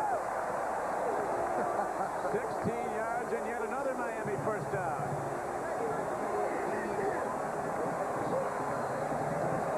Tried to stay with him, the big Nebraska linebacker, but could not. Well, it's kind of hard to stay with a man number 16 when he sees Kosar looking to break free. He throws it off to Bentley. It's a loop-off pass. It looks like he's been taking lessons from Plunkett. That's called a bad ball drill. He's 6'5". Whenever they get a hold of you, just throw it any way you like. And Albert Bentley was there to receive it, and it's another Miami first down. So they're out of the hole and out to their 41.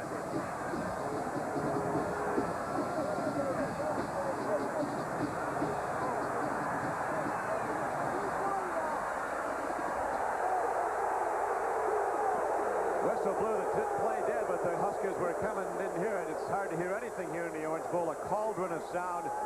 75,000 here, and they've been rocking since the outset of this game. The call will be against the Miami Hurricanes. Turner Gill waiting for his chance again. And he'll get one. He'll get several more, but the last drive was the first time they really did much once they did get the ball. Kosar's brought this group out from the 14-yard line. 10 for 17, 178 yards, 2 TDs. Not bad against the #1 team in college football. Bernie Kosar from Boardman, Ohio. Getting some advice from Coach Snellenberger, and we'll come back to the Orange Bowl right after this. As a relief pitcher, everybody thought I had it easy. See Pat here? He'd pitch his heart out for 8 innings or so, and then Sparky would come in, toss 3 or 4 pitches, and walk away with a win. But I had to train just like the rest of us. Yeah, well, I still like to keep in shape, and I drink light beer from Miller. See, light's less filling, and light really tastes great. Will you just let me finish? Why? You never let me finish. Light beer from Miller. Everything you always wanted in a beer, and less. Let me finish that for you, Sparky.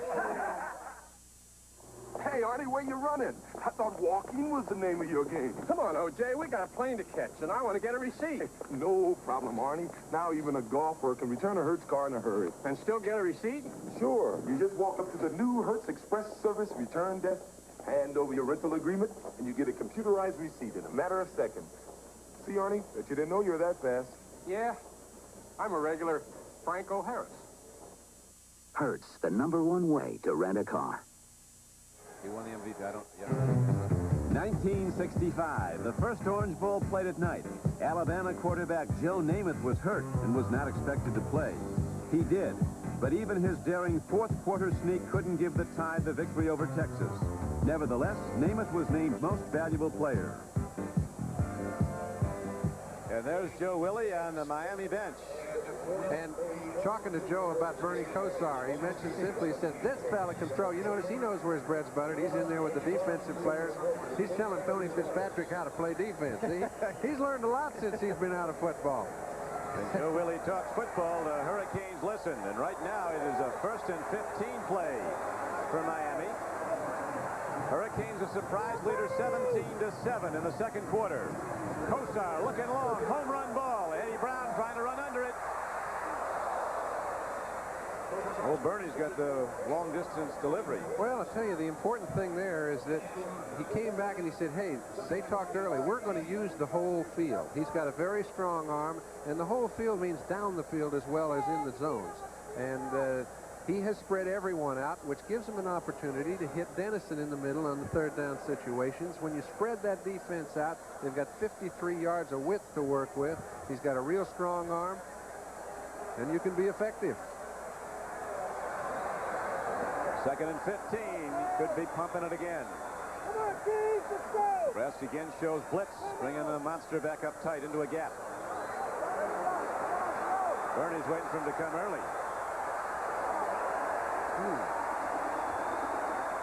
He's waiting quite a while. Fellas have to get on the same page here with 6:58 to play in the first half. I think you can look for them to now get up, call the play on the first sound, okay? They'll have a pre-planned play, but don't wait. Don't let them shift. They're getting the best of us when we do that. Not too bad for a team that's down by 10. He's had 100 yards or more in his last 11 games. As Mike Rozier, the Heisman Trophy winner. Right now, the Nebraska offense waiting for a crack at it again, trailing 17-7 to Miami. I think it was almost a 2-touchdown underdog. Kosar ready to let her rip. 2nd down and 20. Boy, they pick up the blitz well. He throws. It's low for Albert Bentley, and the Nebraska defense comes up with a big play. Mark Daum's been all over the field, 51. Well, Mark Daum has a man-to-man assignment on Bentley and once in a while on Griffin, whoever's to the strong side, working in combination with Dennison. And he's been on him for as long as you can expect a linebacker to cover a back, 4 and 5 seconds. Daum has quite a remarkable story. Earlier this season, he had arthroscopic back surgery, and he also had surgery on his knee all this season. Here he is playing a big game for the Huskers. 3rd down and 20 for Kosar and the Miami Hurricanes.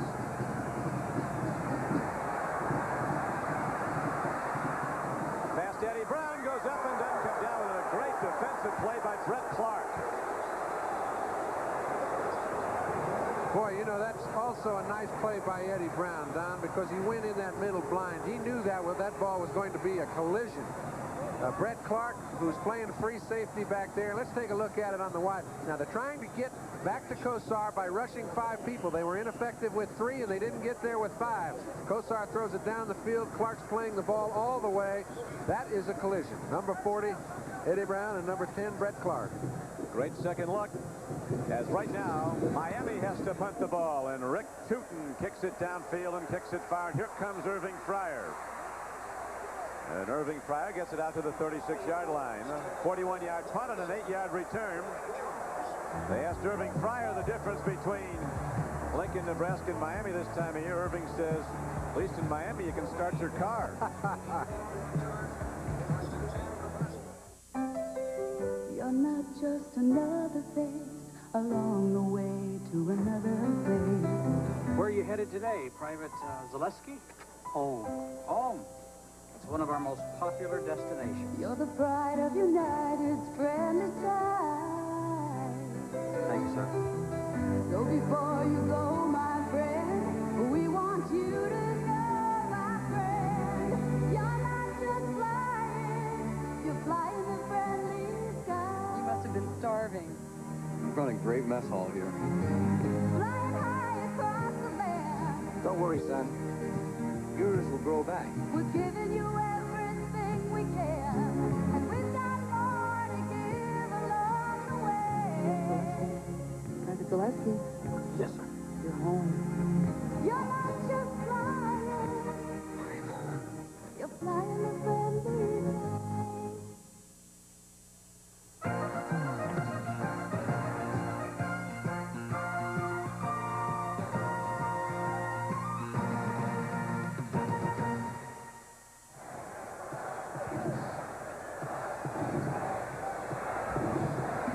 Other Heisman winners have been on display in the Orange Bowl over the years. Johnny Rodgers led Nebraska to a national championship. Right now, Johnny Rodgers out in San Diego, California. He was an Irving Fryer player. John Lujak, Heisman Trophy winner, never played in the Orange Bowl, but had some great years at Notre Dame, and now automobile dealer in Davenport, Iowa. And Mike Rozier, the 1983 Heisman Trophy winner. Turner Gill, always cool under the fire, and he throws to Rozier. Mike Rozier showing his stuff. Downfield for 13 yards, and the Huskers are starting to cook. Okay, when it gets wrong defensively, the linebackers can't get in the proper pursuit.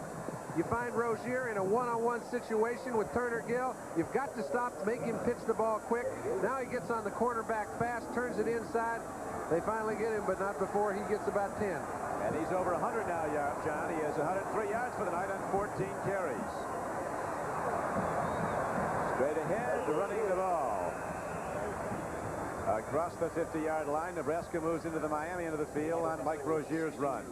Take a look at it. This is what a running back in the I formation sees. Now, he's got a lot of his own people crossing in front of him, trying to get trap blocks. He cuts off a trap block that wasn't very effective. Fernandez stopped the play for all intents and purposes.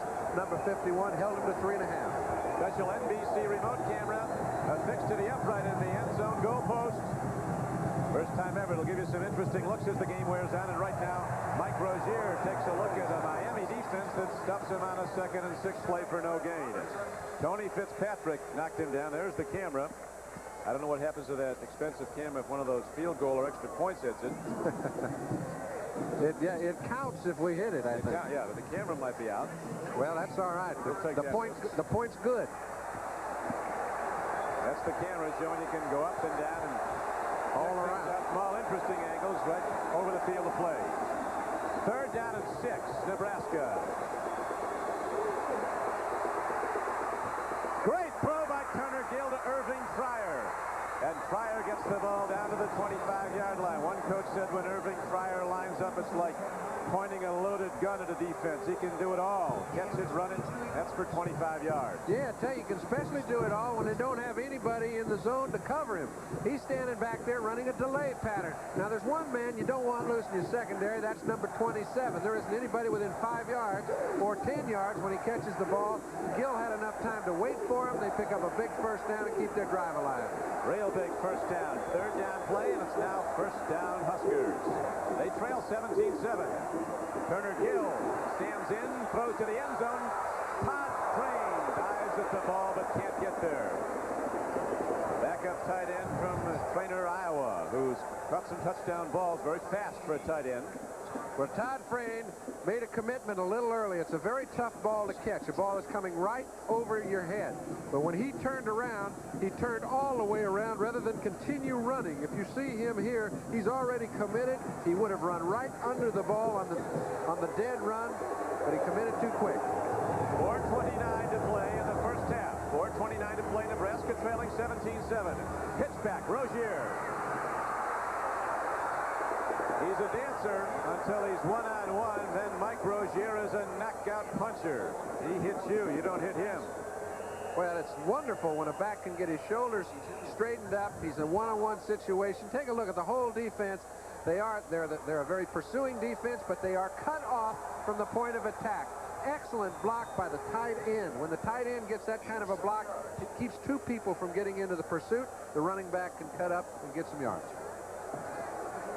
Good second look as we again go high above the Orange Bowl. Our producer tonight for NBC Sports George Finkel, our director John Gonzalez, our executive producer Mike Weissman is here, and he and his lovely Carol are celebrating a new 1984 son also. Adam, as are the Dennisons, the tight end who's caught 2 touchdown passes for the Miami Hurricanes, as Turner Gill comes over to coach Tom Osborne. Osborne, as you know, John, you played with him briefly with the 49ers. You played there a long time, and he was with the team briefly. A very enterprising coach. He'll do surprising things in big games, and we saw that with that Bumble Rooski. I think he's a very consistent coach. I think he sits and he plans and he makes a real study of coaching football. He's done so when he was 21 years old. I don't think there was any doubt in anybody's mind. He wanted to be a college head football coach. And I think he worked under Bob Devaney, got excellent tutelage, and he's moved in 29 and 22 in a row. Isn't bad, is it? And Turner Gill has proven himself a winner. He's quarterbacked 30 games for Nebraska. They've won 29. They only lost that controversial loss of sorts at Penn State in September of 1982. Coach Ellenberger, he's known the highs and the lows of coaching. Coached the Baltimore Colts. The owner came in the locker room one day and fired him. Yeah, but to his credit, he was smart enough to walk away. I'll tell you what, he came back. He went back with the Dolphins and Don Shula, recouped, went back with the offense, got this job, and has really put something to work. He's big in Miami. Pitch back. Here comes Rozier, heading down inside the 10-yard line.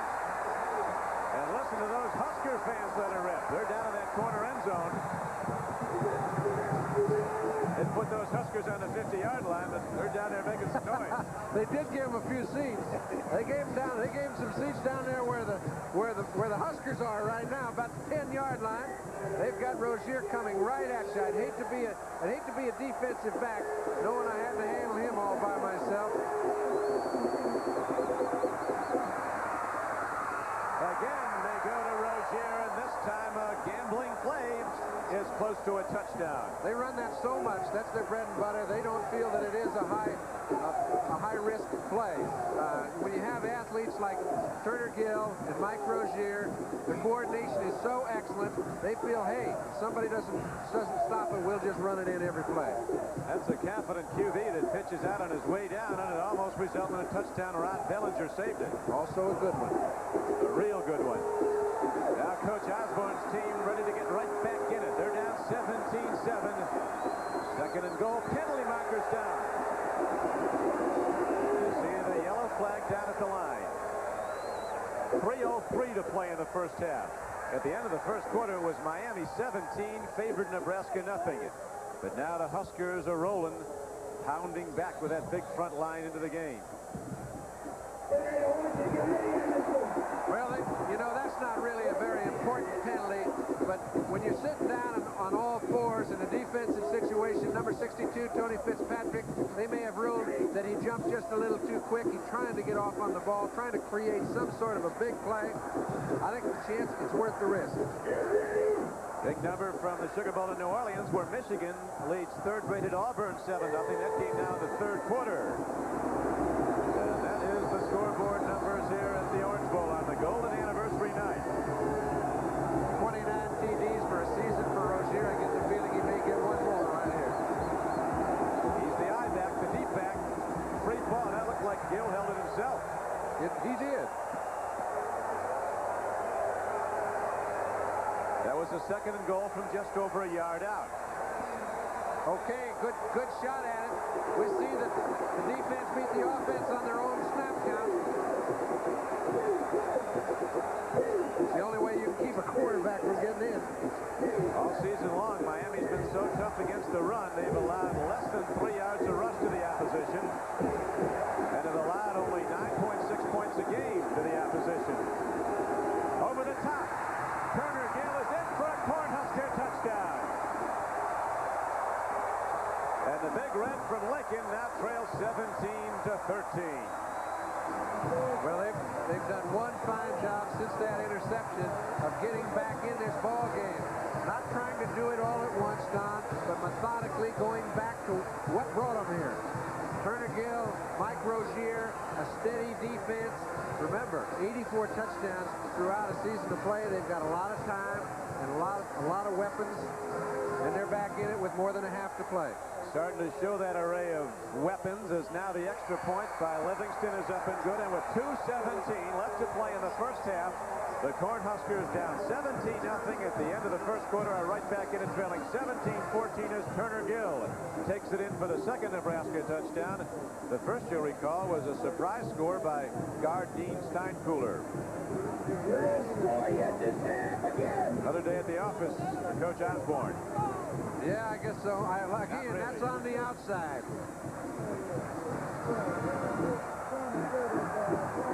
Nebraska's got enough guys here. They brought in 136 players. Yeah, but he only suited up 7 or 8 teams, Don. So he may have run a little short before the night's over. 10-play drive, 64 yards. Over 4 minutes to time of possession. Turner Gill on the payoff ends from a yard out.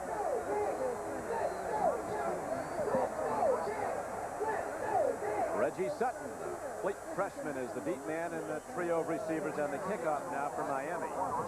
2:17 to play in the first half. You know Kosar is going to try to get some more before halftime. At the goal line.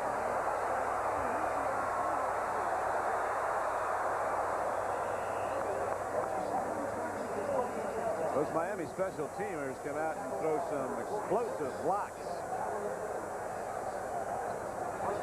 That's how it went the last time with Turner Gill at rest for the moment. After scoring the second touchdown for the Huskers, they trail 17-14. Don Criqui with John Brody. The 50th Orange Bowl game. We see another Hurricane coming off the field, hurting a bit. There's a little over 2 minutes to go before the half, and it would be a very, very unfortunate time to create a turnover here. Now they've had control of this ball game at 17-0 early in the game. With the kind of defense they've had, they expect it to be better than they are, but don't get greedy. Here's a throw by Kosar downfield, and Shakespeare makes a great reception at the 46-yard line. Kid's caught 3 balls now, and every one of them a super catch. Yes, sir. This is beyond this one. He's able to get both hands on this ball. His feet are off the ground. The ball takes him out of bounds. Steps right into it, Kosar does. Watch this. He hits the first thing. He found a way to get his left foot in before his back hit out. Great play. They put that left foot in, and Stanley Shakespeare gets a 24-yard gain for Miami out to the Hurricanes' 46-yard line. See his numbers. He was the key guy in that opening drive when Miami came down the field and scored. They're coming after him. That might be a lateral. Very nearly. Well, maybe so nearly that it was.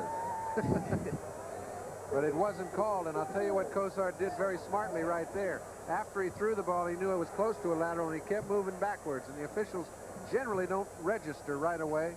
They check after a couple steps, and he got away with it. The halftime show at the Orange Bowl is always a spectacular, and this year Dan McNamara, the executive director of the Orange Bowl, and his staff have outdone themselves. A look back at some of the halftime shows over the previous 50 years. An extravaganza coming up at halftime. We have 1:54 to play in the first half. Kosar. Whoa! McCaslin had it and was running before he got the ball. Mike McCaslin very nearly with his second interception. They were going to Eddie Brown. Well, that ball had to slip off his hand. I know it can get a little hot down there. He put a lot of heat on the ball, and it seemed to slip just like a fastball would and go over the catcher's head. If you take a close look at him here, you'll see that ball it's high all the way. The receiver never had a chance for it. I think it surprised McCaslin more than anything. It would have been an unhappy surprise for Coach Snellenberger. A second interception. Right now it's 3rd down and 10 for Miami. Again, they pick up the blitz. Here's the throw. Eddie Brown. Ball was right there, but he couldn't hold on. It's 4th down. Namath said it earlier before the game. He's very impressed with number 20, Bernie Kosar. He said, you know, but I'd like to be 6'5" just for one game. He said he can see the whole field, and that was a perfect illustration of it. He had nobody in the middle, nobody on the left, got a little time, threw it out to the right, and the receiver dropped a big one. It was an open receiver and a well-thrown ball, but it's incomplete now. Rick Tootin ready to punt again. Irving Fryer's back, and is he something? But he's got a fair catch this one back at the 14-yard line. So the Huskers will have 1:31 to play in the second quarter after that 39-yard punt and no return. Nebraska, after trailing 17-0, now right back in the game. The unbeaten and top-ranked Cornhuskers trailing Miami 17-14. It's been something this first half. Well, it's just been action-packed. It's like we didn't settle down for a quarter because neither did Miami. It settled down a little bit on the Cornhusker side in the second quarter, and they've still got a minute and a half. Nothing up the middle for Nebraska. Cornhuskers go to the run. It'll be second down and 10. And the clock runs down to 1:16 to play, and Nebraska not calling timeouts. The Fiesta Bowl on NBC today. Ohio State with a big effort beating Pittsburgh. Georgia upsetting previously unbeaten Texas in the Cotton Bowl at Dallas. A 10-9 victory for Vince Dooley and the Dogs. UCLA came out of flying and blasted Illinois, the 5th-ranked team, in the Rose Bowl here on NBC. Now Turner Gill, pump faking, throws to Shalene on a screen. Looks like he was going to hit the wrong way. Pretty good move on the stripe out there. Big guy started to turn back, and Mark Shalene went to Nebraska to Omaha to start his career. Didn't play football, dropped out for a year, got married, started lifting weights, gained about 50 pounds, and didn't lose any speed. And here he is, the starting fullback for the Huskers. I may not win every race, but I still have an advantage over these guys.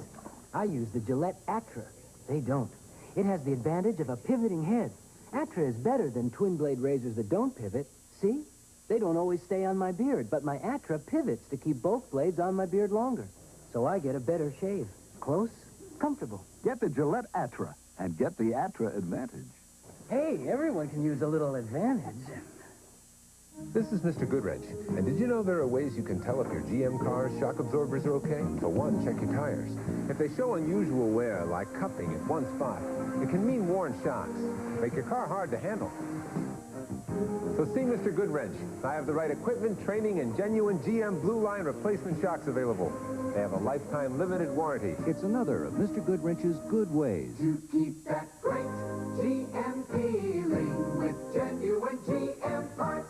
Live action, Turner Gill on 1st and 10 is swept under. Danny Brown, number 41, comes over and runs him down as he tried to roll out. He had Ricky Simmons all the way down at the 10-yard line of Miami, but could never get it away. He'd have to be the longest, strongest gun in the world to get it down to the 10, but he did actually have a receiver down there. That's 70 yards past the line of scrimmage. That's a good long distance. Ricky isn't big, but he can go. Shane Swanson comes out in the left flank now. Turner Gill with 5 seconds left. Firing in the flat. Throws a strike. Scott Kimball coming down the ball. He's getting quite a bit of disagreement, I would imagine. I don't see a lot of complaints, so he... The halftime show from the Orange Bowl, always a spectacular on the golden anniversary year. It's bigger and better. We'll also be going to Glen Verman in New York, and we'll review the big plays of this first half, and there have been many. There have been throughout college football on Bowl Day, January 2nd this year. Here's the last play of the first half. Rozier picks it up, and Nebraska, after trailing 17-0, is probably quite content to only be down by 3 at halftime. Very. They were outplayed in the first half.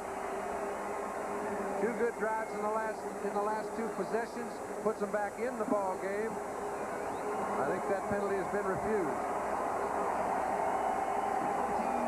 So the Hurricanes and Coach Schnellenberger go to the locker room, a surprise leader, maybe not in their minds, but certainly in the odds makers. 17-14, Miami in the lead as we come to halftime at the Orange Bowl. Be interesting, John, to see the second half strategy if the Miami team comes out with that same wide open football that worked so well in the first quarter. It'll be the same. Halftime score 17-14 Miami. Nissan trucks are. Can this $59.99 Nissan haul 1,400 pounds? Yep. In a double wall steel bed? Yep. With the most powerful standard engine in its class? Yep. Anyone else give you all this for a sticker price of $59.99? Nope.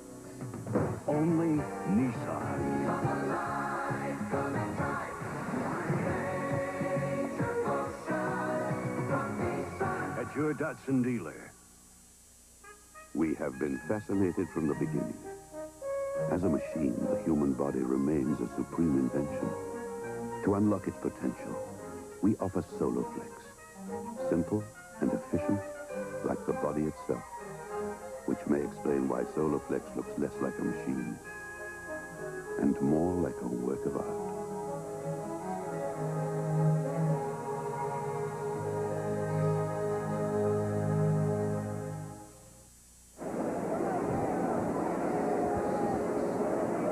At halftime at the Orange Bowl, it is the University of Miami Hurricanes 17, the Nebraska Cornhuskers top-ranked and unbeaten 14.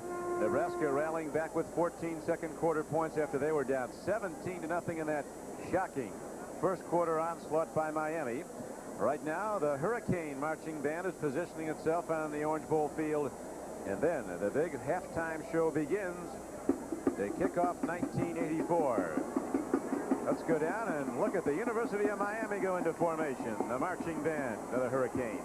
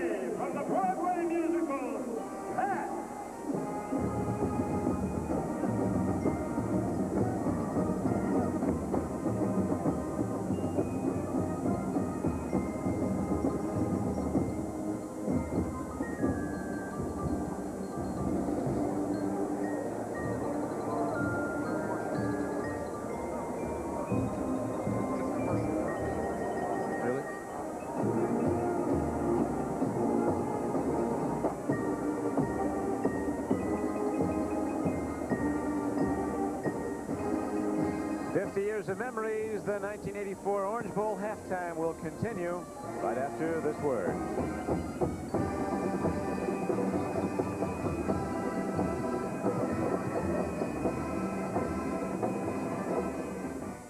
It's a January jubilation on NBC Sports.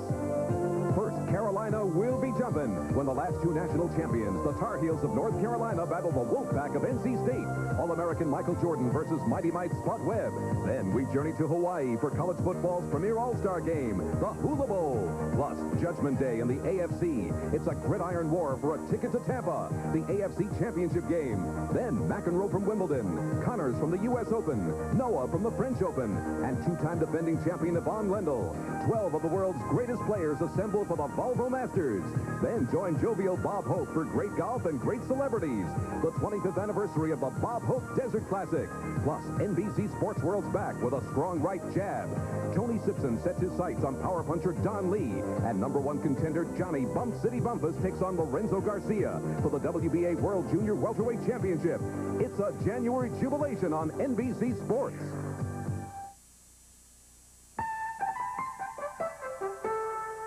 Miami is a city of the future, an international crossroads of commerce and cultures in a tropical climate.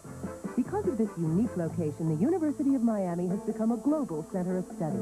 Professors and students from around the world together explore the edges of human knowledge and focus on projects of world concern, such as designing energy-efficient cities for developing countries, understanding the Earth's weather patterns by plotting ocean currents, searching tropical rainforests for new biomedical products, and studying the sea turtle's ability to hold its breath for clues to preventing brain damage in heart attack victims. The University of Miami is among the youngest of the nation's top research and teaching universities. Students here work hard in a unique environment to receive a quality education, preparing them for life in the 21st century. There are times when cities take off. There are times when universities take off, and when those times coincide, there is the stuff of combustible excitement. We here are at the threshold of such times. The University of Miami, a global university in a global city. Since its founding in 1869, the University of Nebraska at Lincoln has emphasized academic achievement. Today, it's one of the nation's major comprehensive universities. Our undergraduate colleges, doctoral, and professional programs attract over 39,000 students annually from around the world. Our faculty includes distinguished scholars, teachers, and researchers. The university is an important center for culture and discovery with a library of over 2 million volumes. Collections in the Sheldon Art Gallery and the University State Museum are well known for their excellence. Nebraska is also an international leader in research, pioneering advances in such fields as mass spectrometry, atomic physics, agriculture, and food production. Our programs in clinical psychology and student teaching have been ranked among the best in the nation. And our graduates have long achieved distinction in the arts, the humanities, the sciences, and the professions. Each year, thousands come in contact with the extension and service programs conducted by our faculty and staff. Quality in teaching, research, and service. That's our heritage and our mission. We're the University of Nebraska, Lincoln, making a good life better for you. The three seating announcements were furnished by the University of Miami and the University of Nebraska. This is Don Quickie with John Brody at the 50th Orange Bowl. Now let's go down and watch the Big Red Marching Band from Lincoln, Nebraska.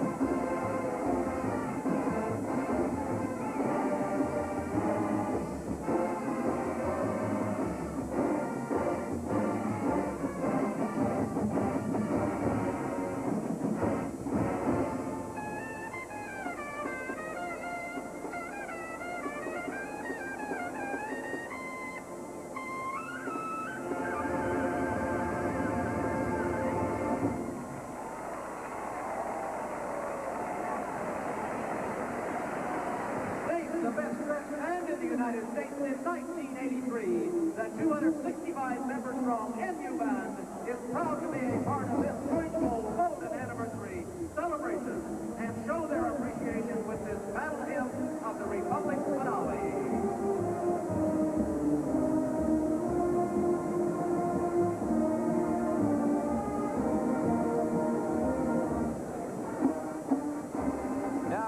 going to switch to New York to Len Berman on Bowl Day 1984.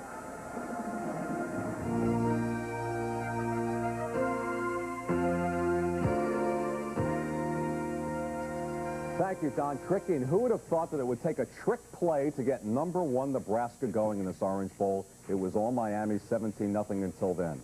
We will have first-half Orange Bowl highlights a bit later on. But first up, the highlights from the other bowl games around the country, starting with the Fiesta Bowl earlier today here on NBC. Tempe, Arizona. Ohio State and Pittsburgh, late fourth quarter. Snuffy Everett's field goal gives Pittsburgh a 23-21 lead. But Ohio State strikes in the final seconds. Final 45 seconds, Mike Tomczak, 39-yard touchdown pass to Thad Jemison. Ohio State beats Pittsburgh 28-23. In the Cotton Bowl, how about them Dogs? Georgia trailing Texas 9-3 and punting late fourth quarter. Texas fumbles. Gary Moss recovers for Georgia, and that sets the upset in motion. John Laskinger, the quarterback, 17 yards for the touchdown. So Georgia upsets previously unbeaten at #2 Texas, 10-9. Then came the Rose Bowl here on NBC. All UCLA beating #5 Illinois. Rick Neuheisel, 15-yard touchdown pass. He had 4 touchdowns today, tying a Rose Bowl record. 45-9, UCLA beating Illinois. 13 of the last 15 Rose Bowls have been won by the Pac-10 Conference. You know, it's possible that only one of the top 5 teams in America will win this Bowl Day 84, either #1 Nebraska or #4 Miami, the winner to be national champ. We'll have the spectacular halftime show from the Orange Bowl and more highlights after this report from NBC News. This is NBC. This is News Center 3 Update. Good evening, I'm Nancy Chandler. Tonight on News Center 3, we continue our expanded coverage of the Orange Bowl. Terry Yeager will have a live satellite report immediately following the game, and Ann Schatz will have complete Husker highlights. Now this. Modern gas furnaces cost less to operate, which explains why more Midwesterners heat with gas than with all other energies combined. A little gas does a lot of work. In addition to our coverage of the Huskers tonight, Mike Oling will have a startling report about how the water in your home can easily become poisoned, and a major labor dispute may break wide open tomorrow. We'll have details of that story and more after the game. The best corn insecticide for conservation tillage is Counter. That's because you can put Counter in the seed furrow where it won't get lost in the trash. Counter won't hurt your seed, guaranteed. And banded or in furrow, Counter controls more corn pests than any other product. For trashy fields, go in furrow with Counter. In cleaner fields, keep on banding if you choose. Counter, best for conservation tillage, guaranteed. The Midwest has never seen anything as big as this. It's Mrs. B's 90th birthday party at Nebraska Furniture Mart. To celebrate, Mrs. B has ordered super special prices in every department. Fine furniture, carpeting, appliances, TVs, VCRs, stereos. Save big on any of the quality Hot Point appliances you've been waiting for. As Mrs. B says, in the 47 years, I think it's the lowest prices they ever booked. Happy birthday, Mrs. B. You know something? You're falling behind in the long-distance game. You got to keep your eye on the ball. Sprint keeps finding new ways to save you money. Like now. They've got no startup fee and no monthly charge as long as you make $5 worth of calls a month. But that's easy, especially when you can call anywhere in the country, any hour of the day. You thinking about switching to Sprint? Good, you should. Call Sprint. Find out about it.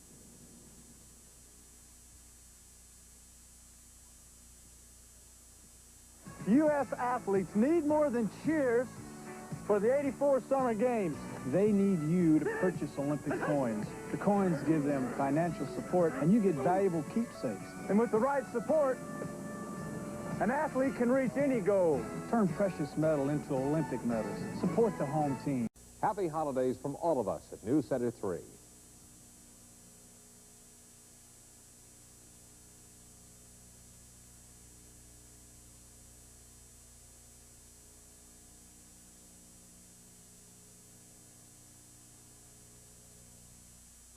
Welcome back to Miami and the 50th anniversary edition of the Orange Bowl. The score at halftime, Miami 17, Nebraska 14. The Orange Bowl game also famous for its halftime extravaganzas This year, no exception, in a celebration now of the first 50 years.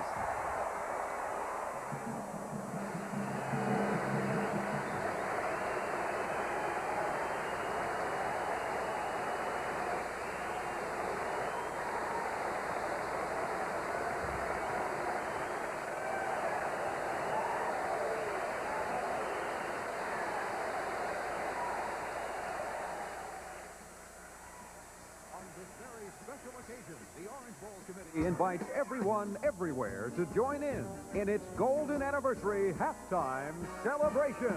Here we go with a special show celebrating 50 fabulous years. It's our goal here at Orange Bowl to entertain you and to fill you with cheer. You see, you all received your invitation for this wonderful, wonderful night. We're gonna reminisce a little magic twist, so better turn up the band, turn up the lights.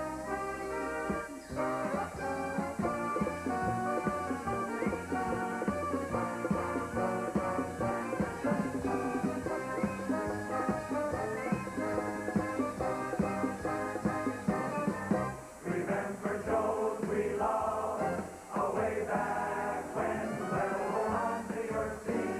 We're gonna do them again. Celebration, celebration, celebrating the golden years. We started off with pirates. That's how it all began.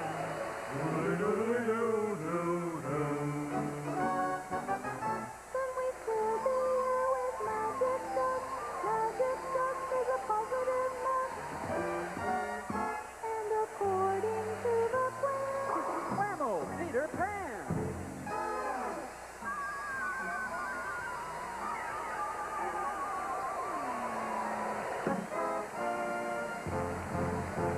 I'm flying. Look at me, way up high. Suddenly, here am I. I'm flying. I'm flying. Heading far out of sight. Second star to the right. Now the way is clear. Neverland is near. Follow all the arrows. I'm about to disappear.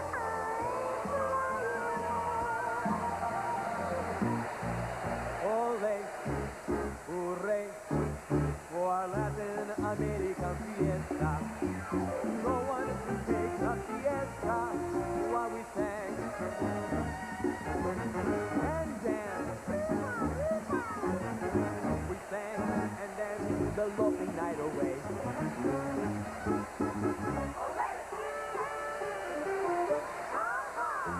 Stop your feet, clap your hands.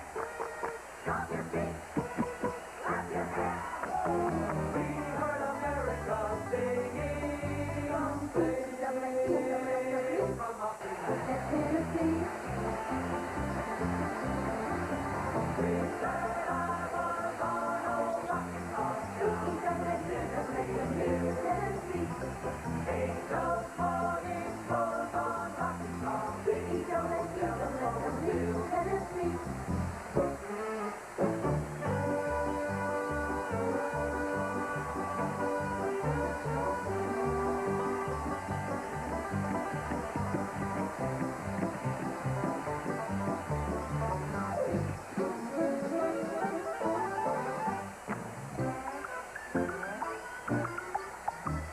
When Disneyland St. Louis said, boy, they really packed the house. It's Pinocchio and Goofy battle that when Mickey Mouse.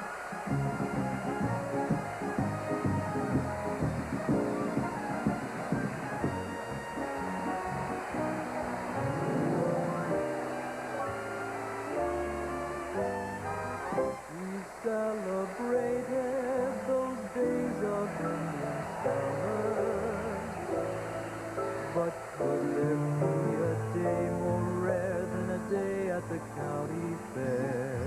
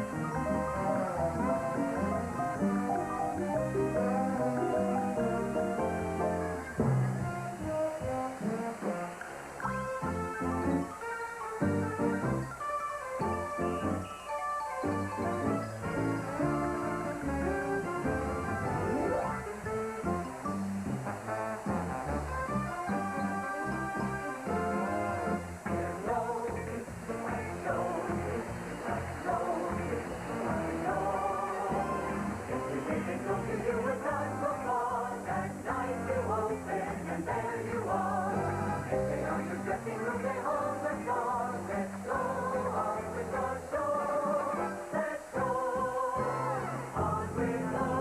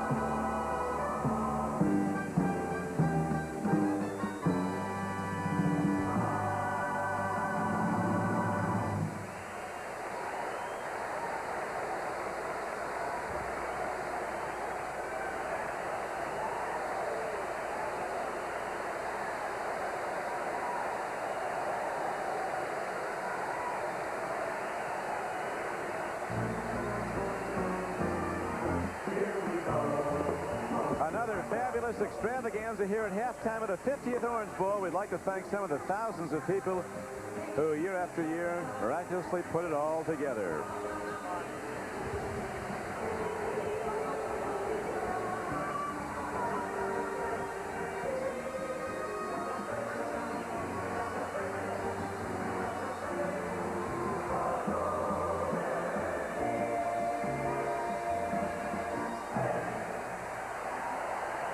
Golden years of Orange Ball. The music directors, Milton DeLark and Bill Ledoux. The choreographer, June Taylor, Gene Cockcroft, and the wizard of it all, Dan McNamara.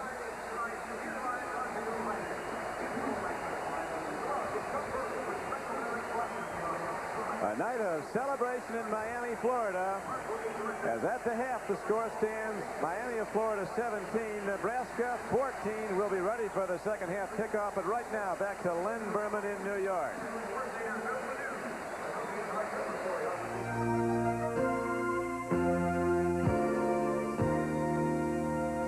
Thank you, Don Crick. An interesting first half, wasn't it? Miami winning the coin toss and kicking off. A trick play in the game after Miami built up that shocking 17-0 lead. Let's take a look at the first half highlights from the Orange Bowl tonight. As Miami coach Howard Schnellenberger really had his Hurricanes pumped up. First half action, all Miami early going. First quarter, freshman Bernie Kosar, 22-yard pass to Stanley Shakespeare. Shakespeare must write his own plays in the huddle, right? Name like that. Later in the first quarter, Kosar, 2-yard touchdown pass to Glenn Dennison. 7-0 Miami. Still in the first quarter, Jeff Davis, 45-yard field goal. 10-0 Miami over #1 Nebraska. Still in the first quarter, Kosar strikes again. And again, it's Glenn Dennison. This time, a 21-yard touchdown pass. And now, shockingly, 17-0. But the play of the night thus far, they fumbled the snap on purpose, and the All-American guard Dean Steinkuhler picks it up. That was a set play. A 19-yard touchdown, and that's what sparked Nebraska after they were trailing big. That made it 17-7.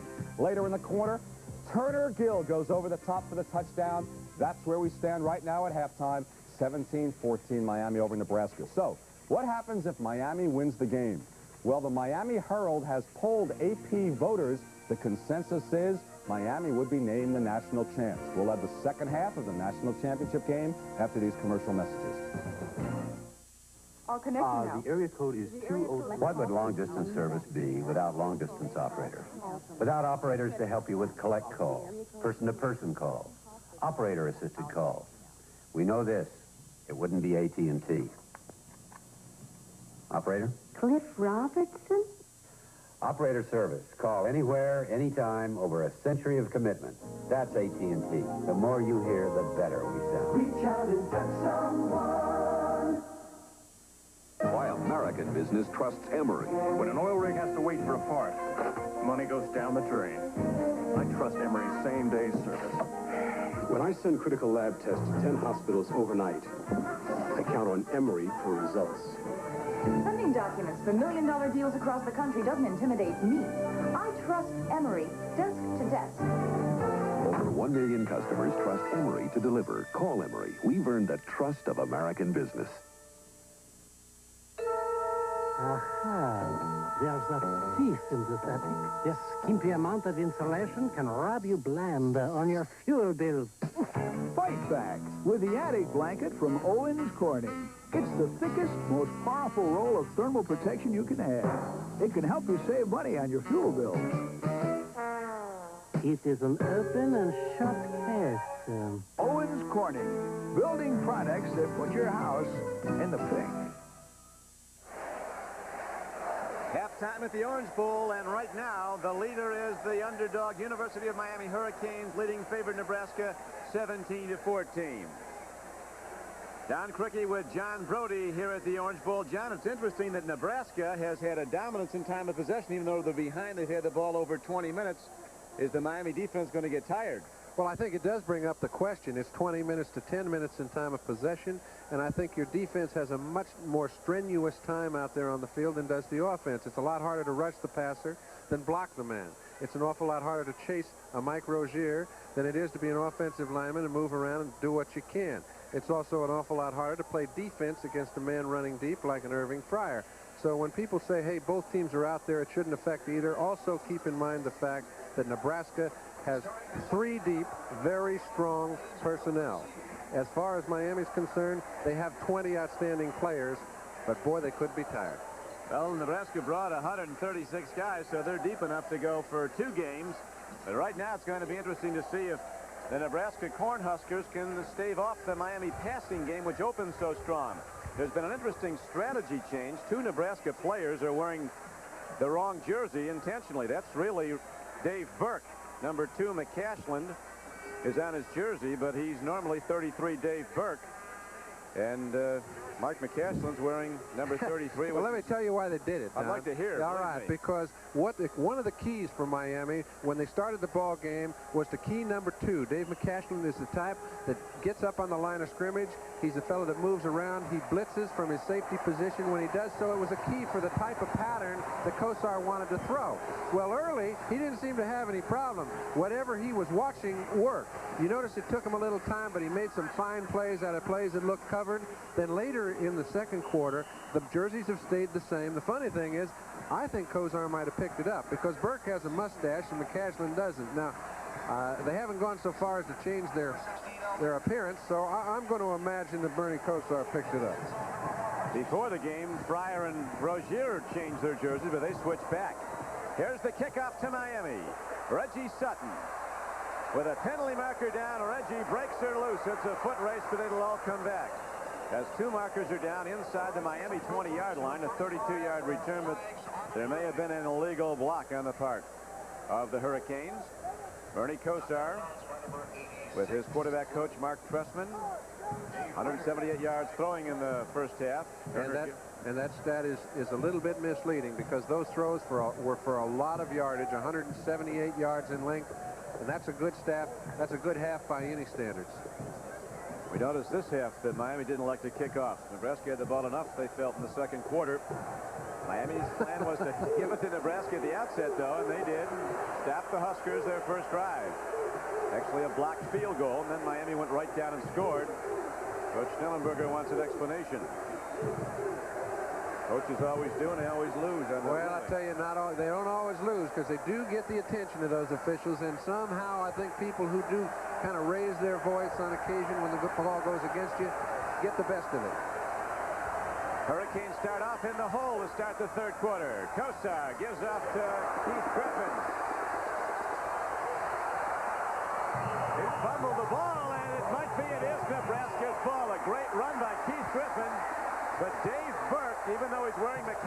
jersey is the man who came up with a free ball. I wonder if the NCAA would look into that. I mean, well, there's nothing in the rule book. We looked into it at halftime, Don, and we can't find anything that would preclude someone from doing this. We've been calling Burke McCashlin the whole first half and vice versa. So you people at home, I hope you understand. Anyway, that was Burke who made the play. And here is Keith Griffin, who is an excellent one, but the Cornhuskers have the ball, and that's Rozier. Boy, he takes a pop from Reggie Sutton. The Huskers go to the run, capitalizing on an early turnover here in the third quarter. Nebraska with a chance to take the lead if they can take it in. There is Dave Burke in the jersey of friend Mike McCashlin. They changed helmet numbers, too. I'm sure they didn't change helmets.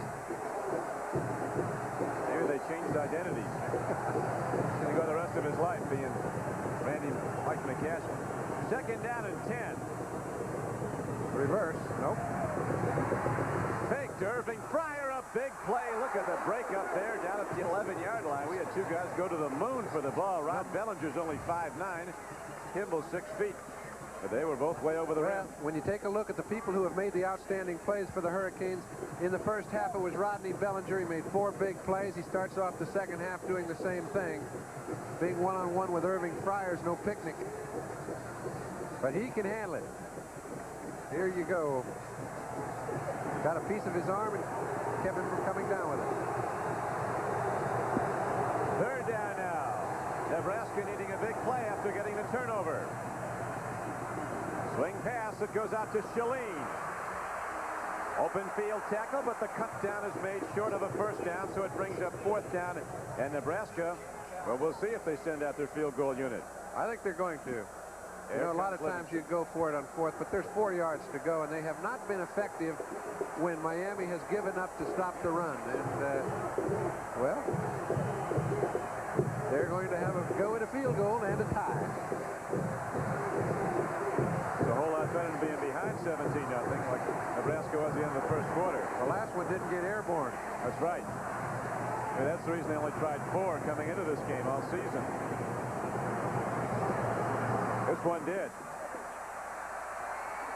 Right on range, and up and through it goes, and all of a sudden Nebraska comes out quickly, capitalizes on a fumble by Miami, and a field goal by Livingston ties the game at 17. So the Huskers will kick it off again in a moment when we return to the Orange Bowl. When your car starts acting up, it's really trying to tell you something. What it's saying is, take me to Goodyear. Goodyear Auto Service can add years to the life of your car, because Goodyear knows your car from the ground up. My Goodyear technicians can do everything from scheduled maintenance to most emergency repairs.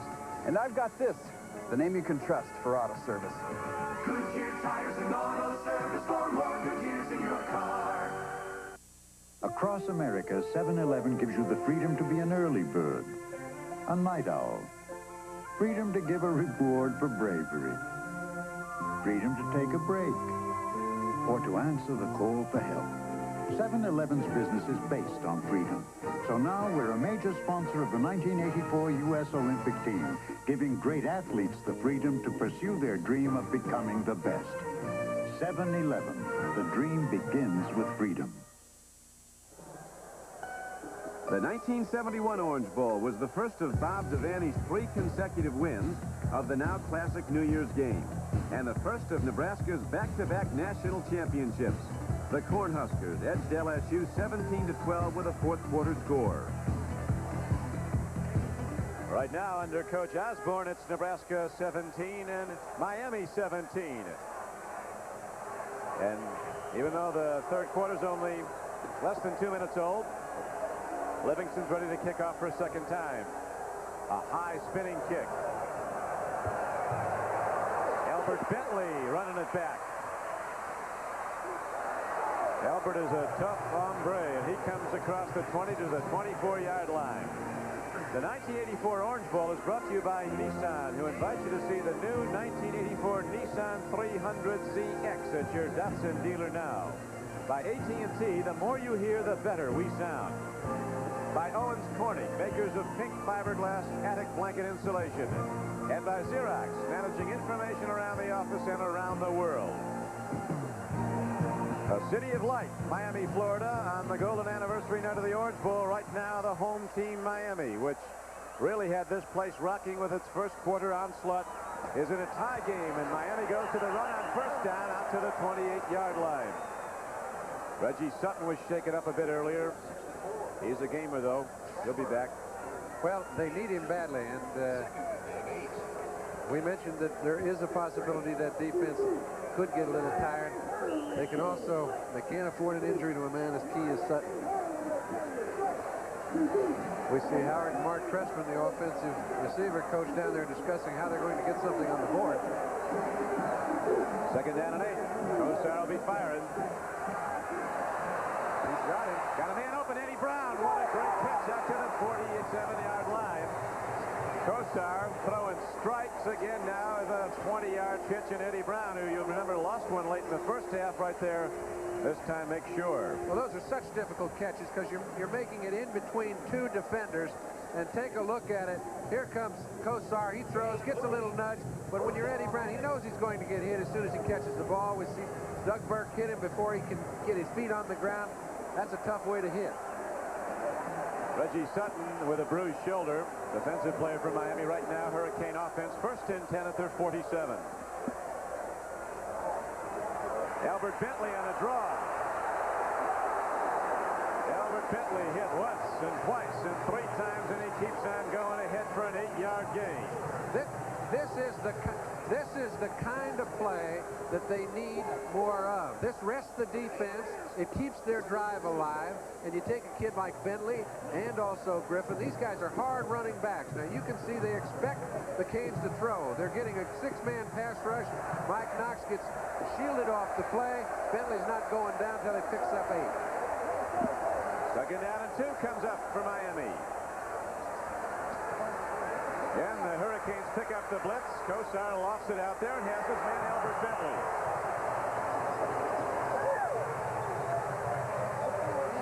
Bentley's one of the spiritual leaders of this team. They love him. He was a walk-on, rode his bike to practice one day and asked for a tryout from Coach Schnellenberger.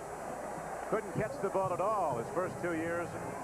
Now he's an excellent pass catcher. He's made himself one. We pause briefly for station identification. This is the NBC television network. This is KMTV Channel 3 Omaha. Don Criqui with John Brody. Orange Bowl, 84, Miami. And Nebraska tied 17-17 early in the third quarter. Miami driving. They've not scored since the first quarter. Back to the run. They rip it open. Alonzo Highsmith, the 230-pound freshman from Miami. Rips ahead for yet another Hurricane first down. Take a look at Highsmith and what he sees. Once you get that ball and get those linemen spread out a little bit, real good blocking from Bentley, his fullback, allows him to get through the point of attack. When he does so, he picks up the first. 14-yard gain as Turner Gill waits passively on the bench. This is what they need to do, Don. Miami has to keep the ball in their possession for some period of time to let their defense rest. Right now, the Hurricanes moving it through the Nebraska defense as they did in the first quarter.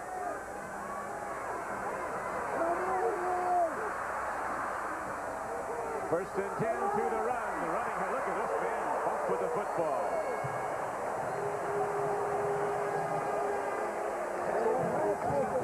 Alonzo Highsmith, the defensive player of the year in Florida last year, is a defensive player here at Columbus High School in Miami. Same high school that Don Shula's son quarterback last year, and they almost won the state championship 2 years ago. And right now, John, the big guy on the sideline, says, keep it coming, and he sends a play in, and it looks like Kosar's looking to the end zone. Out flat pass he goes to Alonzo Highsmith. He's going to keep going to number 30 as long as it keeps working. He did not throw to his backs much in the first half. He threw down the field 3 times to Shakespeare, a couple times to Eddie Brown, but his backs are renowned for their ability to catch passes coming out of the backfield. They're man-to-man on the linebackers. Kosar hits him right on the break. Nice to have backs that can both run the football and catch it, and he's got 3. And Highsmith Griffin, and Bentley. You're in the backfield with NBC's remote goalpost camera looking on as Kosar now has been leading the Miami Hurricanes on a third-quarter drive. You see his passing numbers. The all-time record for passes in an Orange Bowl was set by Namath in that 65 game. He threw 37 times. Kosar's probably going to go over 40 tonight. 9:55 to play, third quarter. Tie game. First down. End zone, man's open, and Shakespeare has the ball tipped away by Dave Burke. And a flag is thrown, Don. That is in the critical area. Generally, it's offensive pass holding, but we'll wait and see. Hurricanes down close. They started first and goal from the 9-yard line of Nebraska. Now this new set of downs after the throw to Highsmith.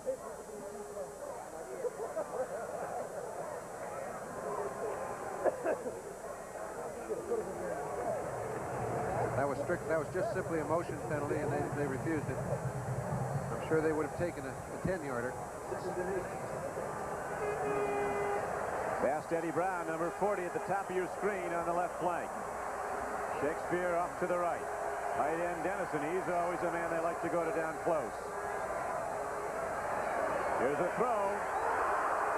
Penalty marker in the end zone against Nebraska. Coach Osborne says no, but the official says yes, it'll be first and goal down at the 1. Dave Burke called for the foul. Well, at least we think it's Dave Burke. We haven't been able to see the look on his face. It's either he or McCashlin. We mentioned before they had switched jerseys. He tries to make the only play he can. He's got no help from inside by a linebacker. A close call. I couldn't tell from that view whether or not he actually made contact before the ball hit. A very, very close call. Coach Osborne thought his guy was right there, but it's a first and goal again now for Miami. 1-yard line. Remember in the first quarter, the first touchdown on a similar play was a quick throw to the tight end, Dennison, and Bernie Kosar, not wanting to miss a golden opportunity, calls a timeout. So this under control freshman comes over to talk to his coaching trust, and we'll be back to the Orange Bowl right after this. First, someone gets an idea. Then someone else may look at it differently.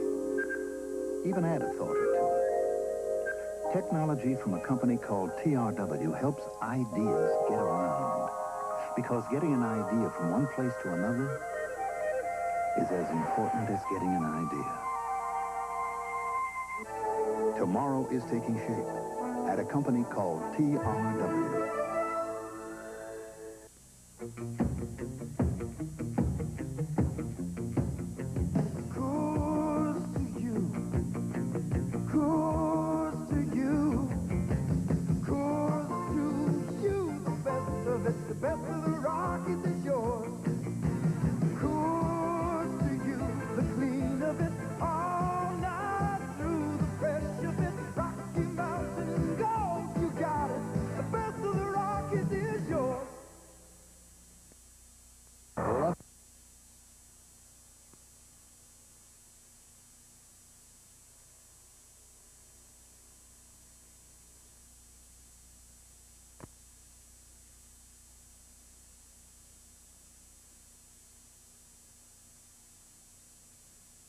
In a tied game, 9:40 left to play.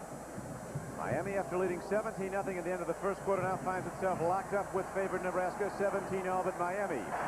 Point-blank range, first and goal from the 1 after a pass interference call. Over the top. Alonzo Highsmith.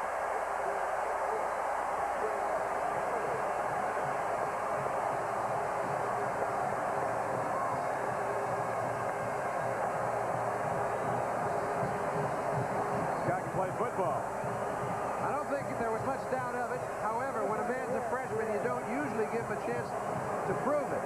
Now, Miami's in a situation where they have so many outstanding freshmen, and Schnellenberger's done such a fine job of recruiting that he's using a few of them today, and that one just got the job done. We're going to watch that again in a moment. You, on that mounted remote camera. Right now, we're looking from the remote camera at the far end of the field. And here is Jeff Davis ready to try the point after, which he hits up and gets that carom shot. It's all right if it counts, and it does, so it's all working right. When they talk about the two things you can't coach, speed and luck. And take a look from the back. You can see there's no one to meet him when he goes up, so he goes over. Alonzo Highsmith into the air and into the end zone, and Miami has a 24-17 lead.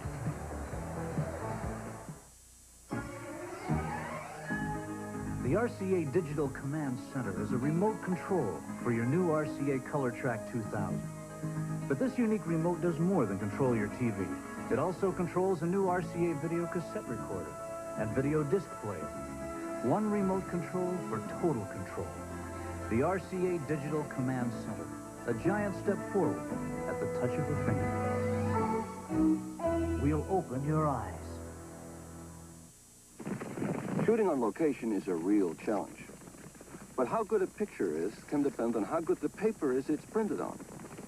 That's why the photographers I know use Kodak paper.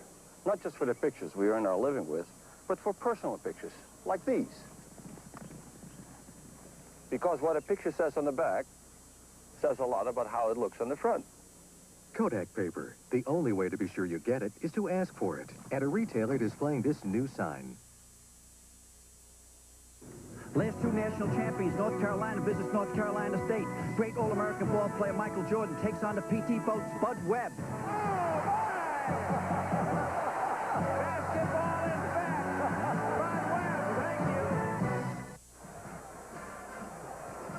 Alonzo Highsmith, freshman from Miami, just went over the top from a yard out to get the go-ahead touchdown. As Miami, it has not scored since the first quarter, now has taken a 24-17 lead.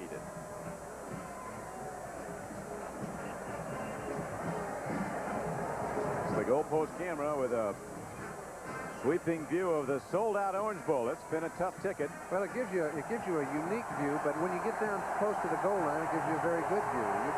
You can see the hole. Now Miami ready to kick it off.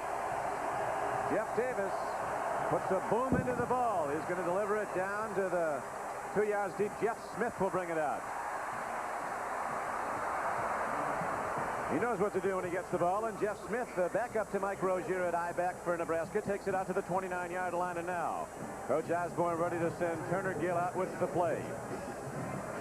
Gill is a very quick-witted quarterback. They let him change up as much as he wants to, and Osborne says, very honestly, when we come down to a play that's a decision time with a timeout, we usually go with what Gill wants. And he has 6 options run-wise, and he looks at the defense every time he comes up to the line of scrimmage, and when they run the ball, a lot of the percentage is audible. And what they're going to do, and Turner Gill calls his own number, and a big play is made by Miami. Jack Fernandez. And Tony Fitzpatrick. Boy, when a nose tackle can slide along the line of scrimmage, get enough penetration to grab the quarterback, that's beyond his job. He's played really superior football, Don, with an 8-week layoff. It's incredible. That's one thing about bowl games a lot of people tend to forget. It's almost like a new season. Miami hasn't played in 8 weeks. It's like the opening game. Fire, quick pitch, and they go to Irving Fryer. He hasn't done a whole lot tonight, but look out. Some pro scouts have him rated the top player in the country, Irving Fryer. Well, those are little bitty throws that often gain him lots of yardage. That time, Kenny Calhoun was standing right in his hair, and it only picked up 4 yards. That play is designed to go about 12. Let's see if they throw. Fryer came in averaging 20 yards a catch, averaging just over 8 on 4 catches tonight. Gill on 3rd down throws it short of a 1st down. Nebraska will have to punt. Did they really drop it? They did.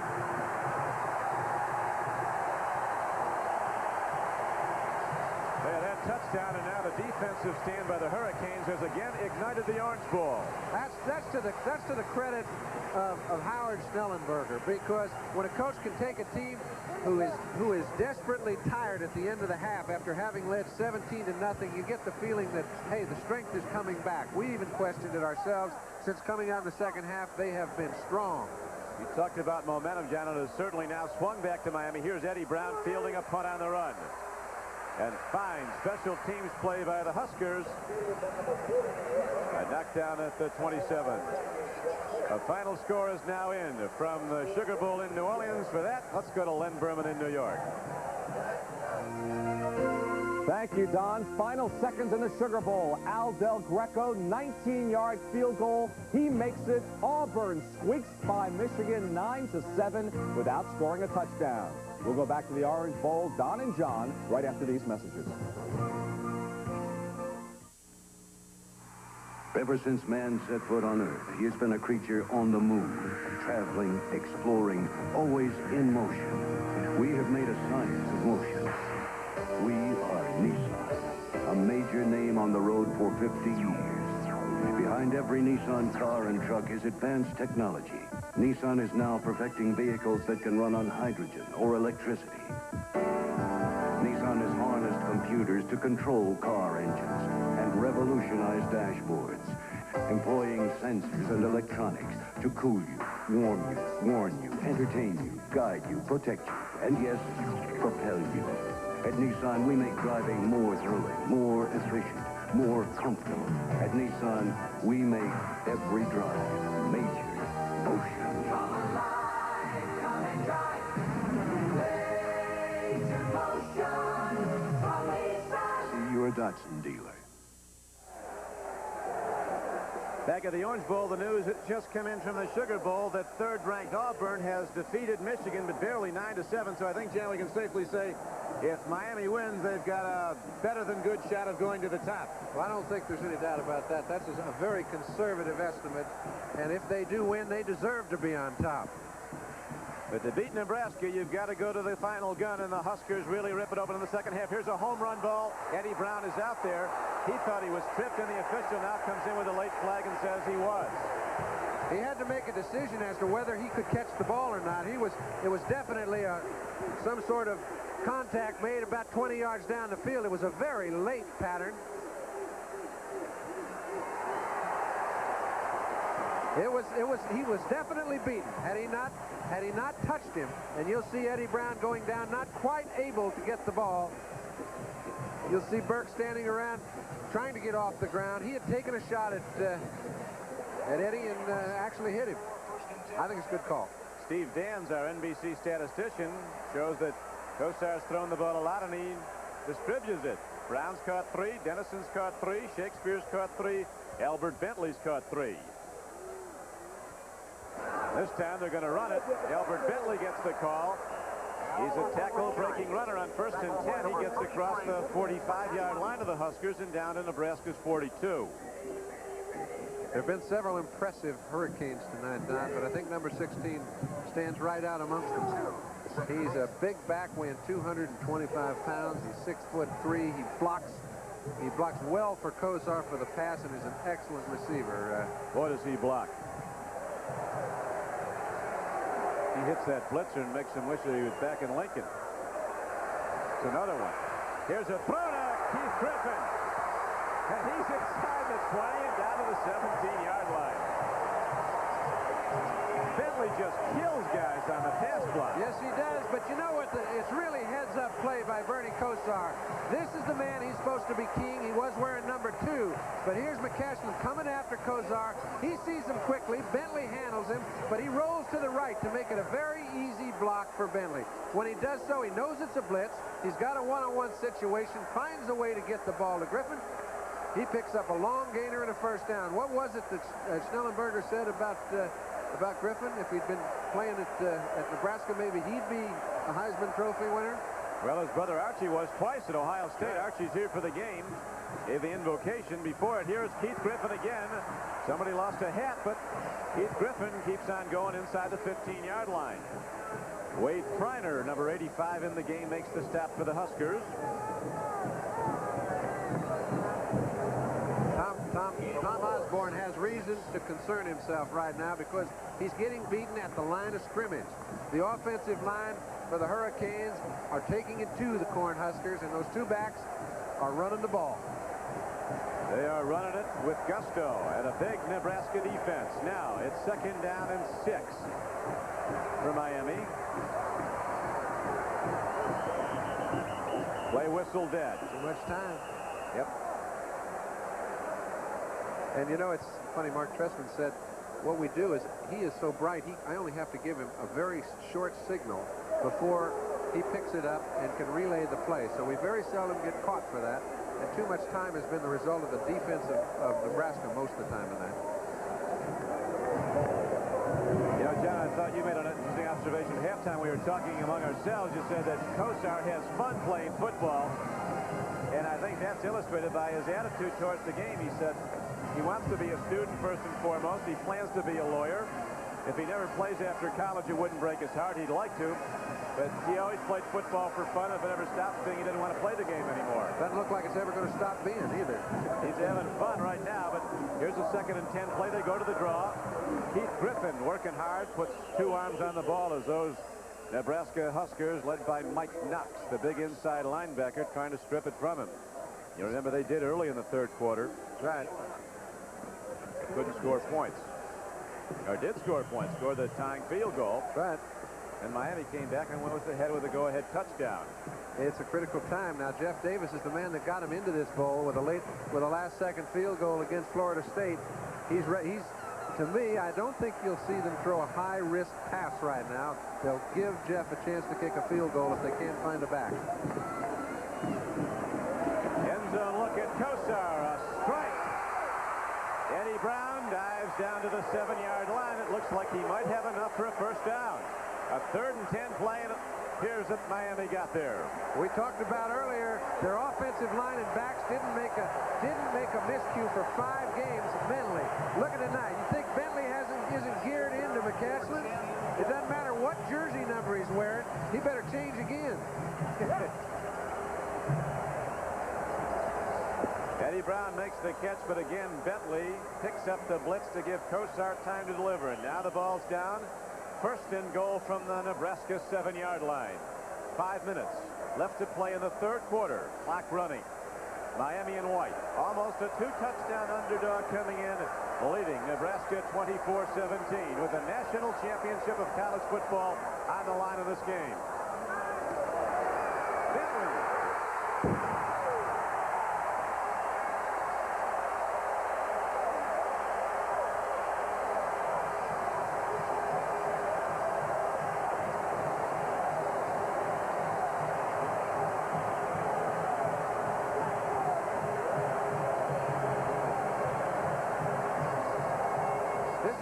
This is number 16 has been so instrumental on the key plays. Some of them have gone unnoticed. Obviously, touchdowns do not. At the moment, they're letting the good times roll in Miami as Albert Bentley is on the payoff end of that touchdown run. And Miami opens up a 30-17 lead. How sweet it is, eh? For the moment. Nebraska came back earlier, and Jeff Davis is right there with the extra point. Now the pressure is really on the Cornhuskers. But there is a lot of time to go.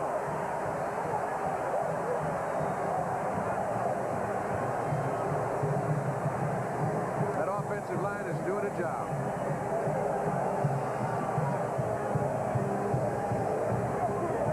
Back to the Orange Bowl right after this. Jane's like a new person. She doesn't mind last-minute revisions, doesn't even make mistakes. I don't know what happened. Now she can remember hundreds of letters word for word.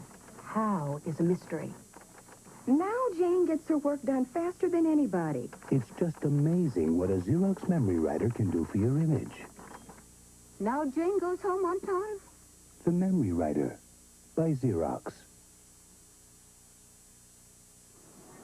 Hey, what'd I tell you? Bobby Allison's favorite. Gentlemen, start your engines. Welcome to Miller Time. It's all yours, and it's all mine. Bring your thirsty self right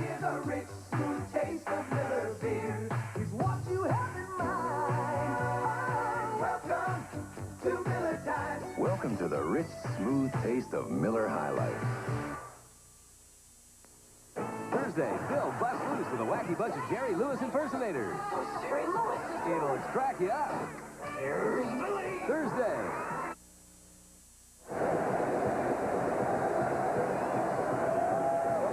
The Orange Bowl is rocking with 4:44 left to play in the third quarter. Miami, after tied up 17 all by Nebraska, rallies now for 2 quick touchdowns, and the Hurricanes lead 31-17. And you don't like to belabor a point, but they have run the ball on first down on both those drives 9 out of 12 times in the second half.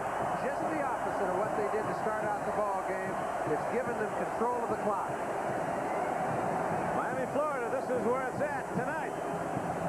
Here comes Jeff Davis into the ball. The gun sounds a spinner downfield. Irving Fryer, with that great speed, breaks it up the middle and gets across the 35-yard line, and a penalty marker comes in. We talked about the explosion of the Nebraska offense, which can detonate at any time. Right now, the Huskers had some catch-up to do. There, the explosions happened on the other side. And now a mark-off against Nebraska. Tony Fitzpatrick, 62, making sure the ref doesn't miss a beat. 2 very impressive Miami drives. The first was 75 yards for the go-ahead touchdown. The last 73 yards in 6 plays. The way they've been executed is the impressive thing. They've changed the personnel in the key situations. They didn't go to number 16 in the first half much at all. This half they've come to him in critical third down situations. Also 40. They're doing it. We were talking earlier, John, under Schnellenberger, Miami is rarely a loser on the home field. They're 11-2 on national TV under Howard, and even more impressive at the Orange Bowl. In 26 previous games, they've won 24 in the Schnellenberger era.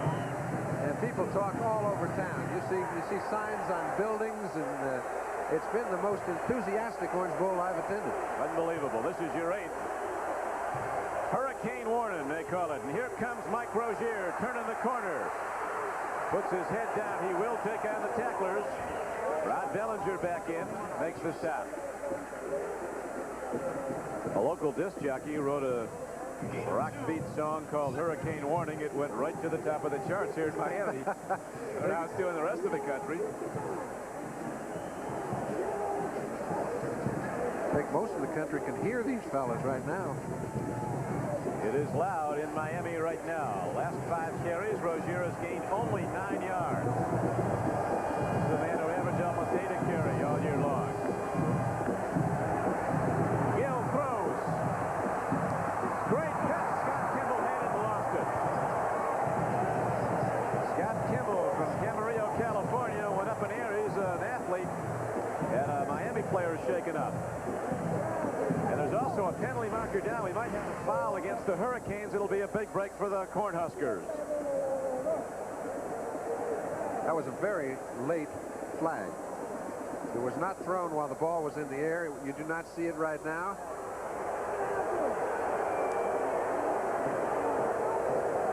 This has been some football game, and it's got a long way to go. Kimball goes up, and they apparently ruled that Rod Bellinger had a piece of him before the ball came in. Now it's all coming back. I don't know what it is, but we'll wait and see. Rod Kimball's had a member of his family in the last 8 Orange Bowls. He had a brother that went to Oklahoma. Scott, excuse me. He's got a lot of brothers. They've been playing here. They're going to mark it off from the line of scrimmage. Here's the call. It is against Miami. Unsportsmanlike conduct.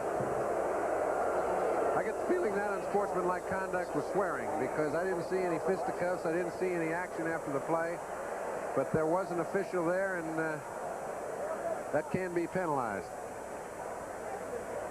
Sometimes in the heat of battle, the wrong thing is said, and if he hears it, well, like that, it's 15 yards.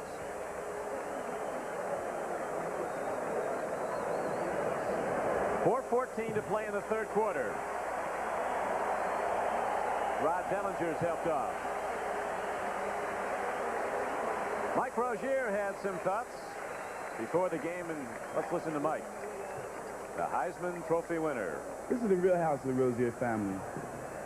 As you notice, we have no breaking down boards on the windows, dogs running around, no shootouts, no gangs. It's a nice town, and I really love it there. I'm glad to be from Camden, New Jersey.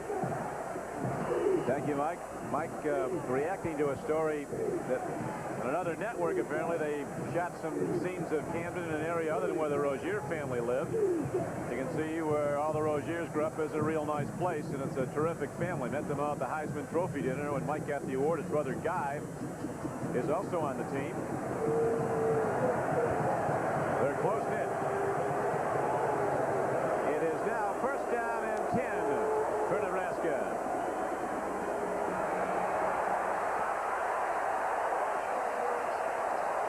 Door was closed for Mike Rozier on that one.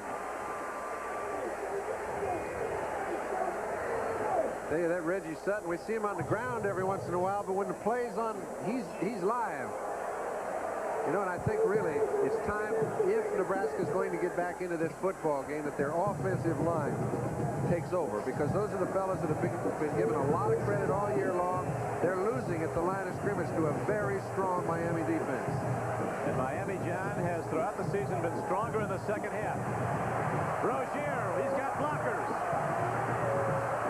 Puts a move on, cuts back, and Sutton makes a move on him and knocks him down. Second and 15 play. He got back about 10 or 11, but it looked like for a moment he might go the distance. It also looks like he has a little limp on his left leg. Listen, when a man like Sutton is sitting in the open field with Mike Rozier, you're not supposed to bring him down. The fact that he stopped him, stumbled him, made him fall out of bounds is an excellent defensive play.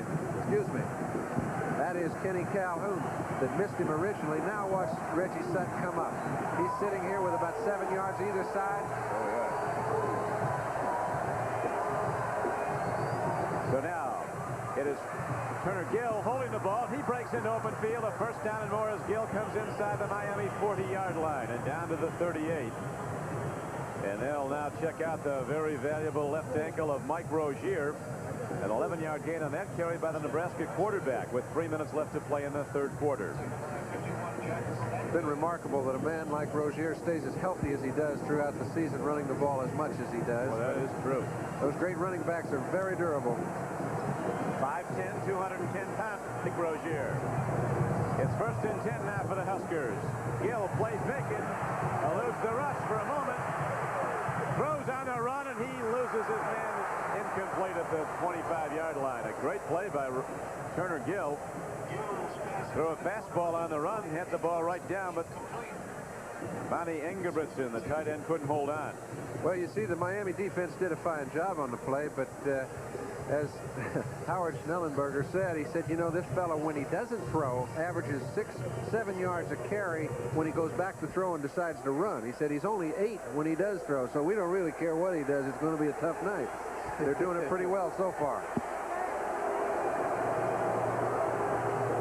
Second and 10, Nebraska. Huskers down by 14. Pitch back. Jeff Smith, 20. A move to the 10.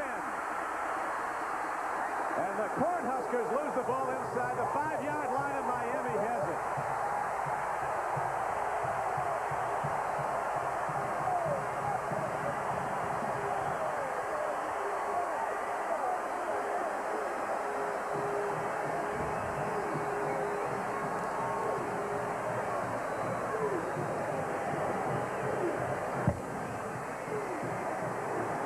Osborne trying to keep his group pepped up. They make a big play trying to get back in the ball game, 14 points down. Let's take a look. Dean Steinkühler, number 71. He leads Turner Gill out, gives him a little time to make the option throw. When he does so, it's a beautiful timing play. Fumble, which I don't think anybody expected, as Nebraska hasn't fumbled the ball all night. Very good tack play by Eddie Williams down there. The ball's coughed up, and an alert Miami defense falls on it. 35-yard run and the fumble. Coming off the field is Fred Robinson, who came up with the football, a senior defensive end from Miami, Florida. Coach Snellenberger doesn't have to go far to find good football players. And he's played very well tonight, Fred Robinson has. He's one of the down linemen. He's recognized for his pass rush. Obviously, the Cornhuskers don't throw that much, so he hasn't been highlighted, but he's been very effective over there on the point of attack. Now the Nebraska defense will dig in and try to get it back. Stopping a touchdown, but there's a big problem now for Kosar and the Miami Hurricanes. Downfield he goes. Whoa, very nearly intercepted by Nebraska. Dave Burke went up. And Eddie Brown turned defensive back when the ball came in. Very, very good play by Eddie Brown.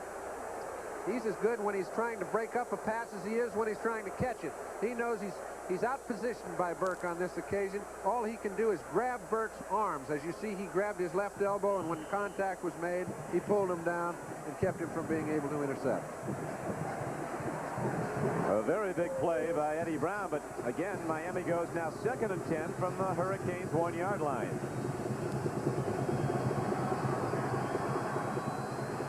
They better hurry. They've got 7 seconds to get it off.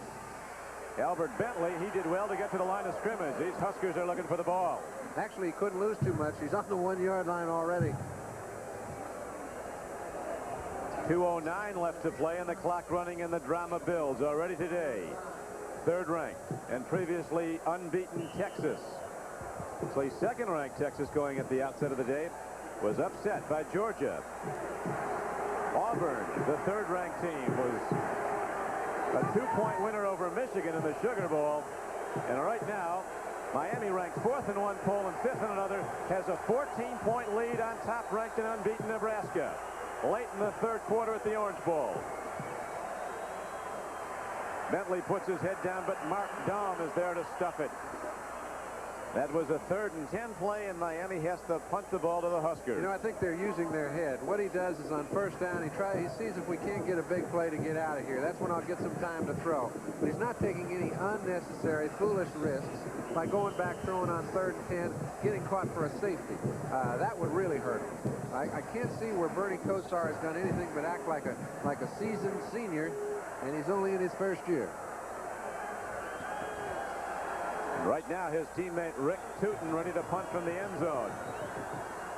Nebraska sets up coverage. Tootin unloads. Irving Fryer has it. White shirts hold their lanes on punt coverage and make Fryer take it up the gut, and he returned it 9 yards after a 41-yard punt. But Nebraska now comes out offensively with good field position. They almost took it in the last time, and then that fumble cost them the ball. That's right. This is a little better than good here. Get the ball on the 36-yard line. This is a 4-down offense. Mike Rozier, the Heisman Trophy winner, not back in the game after he was tackled that one play and injured his left ankle. Trying to walk it off. Pitch back goes to Jeff Smith. He can go, and Jeff Smith is ahead for a 5-yard gain to the 31. I think an interesting statistic here might be to bring up that Miami is the team that on 1st down has averaged 8.8. You get to see it on your screen. Nebraska 3.6. That is not their style, and you must credit the Miami defensive down linemen and linebackers. They've played very well indeed, giving away a lot of size, but when it comes to the quickness factor, Miami's up there among the national leaders. They give up less than 10 points a game.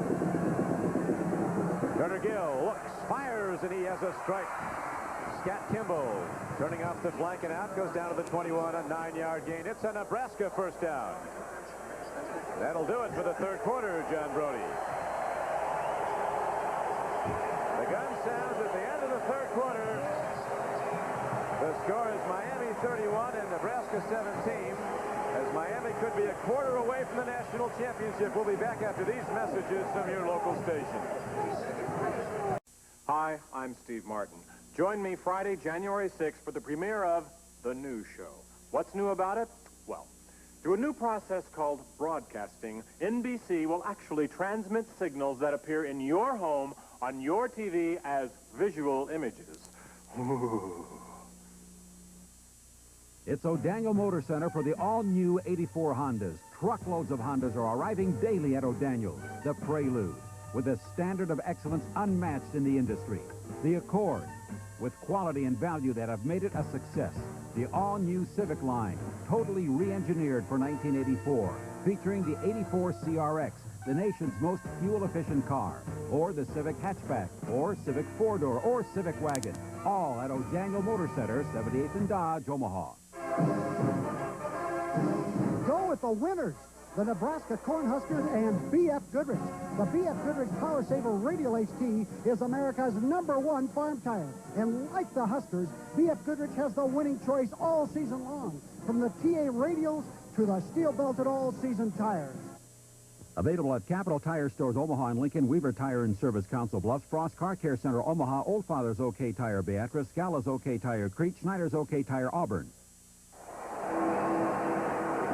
At the stroke of midnight on January 1st, the new year was born, and so was the new Northwestern Bell. We're the same company in all the right ways, and we have nearly 20,000 employees all ready to go on serving you. At the same time, we're looking forward to the new opportunities we now have to meet all your telecommunications needs. The new Northwestern Bell. We're making our New Year's evolution to serve you better than ever before. Merry Christmas. And a Happy New Year from News Center 3.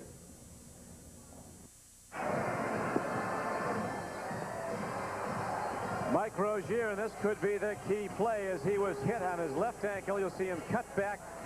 Reggie Sutton catches him, and Rozier, the premier runner in the game, has not been back since. Yes, sir. It's a big situation. But let me tell you something. Opponents have scored only 10 points against Miami all season long. Now, that is an amazing statistic, and they've got a 14-point lead. So it's an uphill battle indeed, whether they have Mike Rozier or not. And without him, it's really steep. Up back, takes it straight ahead, Mark Shalene. Interesting, John, that in three Orange Bowls, Mike Rozier's never been in the end zone, never scored a touchdown this game. And in the second half tonight, after rushing for 138 yards in the first half, he had a total of -2 yards and 3 carries in the second half. Canes were looking for him. I think what you're seeing right now is a little change in philosophy as far as Nebraska's concerned. They're throwing the ball more than they normally do. 2nd and 9. Turner Gill takes a look, man is open. Scott Kimball loses the ball at the end zone. Incomplete. Rod Bellinger with play after big play for Miami, and frustration builds on the Nebraska sideline. Well, frustration should, because Turner Gill thought for sure he had a touchdown. He pulled the string on the throw just a little bit. When he did so, he had no play. If you take a look, Scott Kimball's in perfect position. The ball didn't have quite enough zip on it, and Bellinger was right there. Nebraska down 31-17, but a long way to go. 3rd and 8. Number 95, Kevin Fagan. A sophomore, Don. Fellow that came out 2 years ago. He was like 45 or 50 pounds lighter than this. He was a walk-on, and are they glad to see him? Well, they are, from Lake Worth, Florida. Right up the beach. Fagan's actually a sophomore, Kevin Fagan. Now 4th down, and Livingston ready to try a 47-yard field goal. He was on time with his last one. This one's taken way short and wide left, and the Hurricanes take over. This 1984 Orange Bowl game is brought to you by light beer from Miller. Everything you've always wanted in a beer and less. By the people at Soloplex, wishing you a happy and healthy new year. By Emery, we've earned the trust of American business. And by Nissan, who invites you to see the new 1984 Nissan 300ZX at your Datsun dealer now.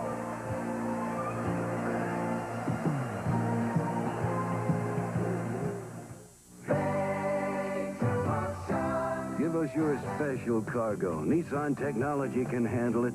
The Sentra wagon. Over 60 cubic feet of hauling, sprawling space harnessed to a high-mileage Hemi-head power plant. The Sentra is a wagon wonder from Nissan. It is major motion. Come alive, come inside.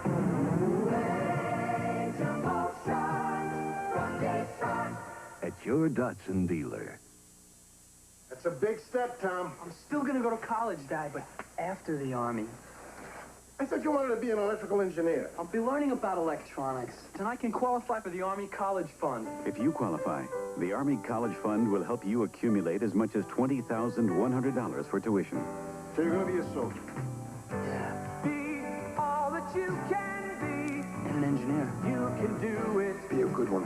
In the Army. Pull up a chair, America. The guys from Riptide are about to be a smash on Tuesday. Put it in gear for Riptide tomorrow. Be there.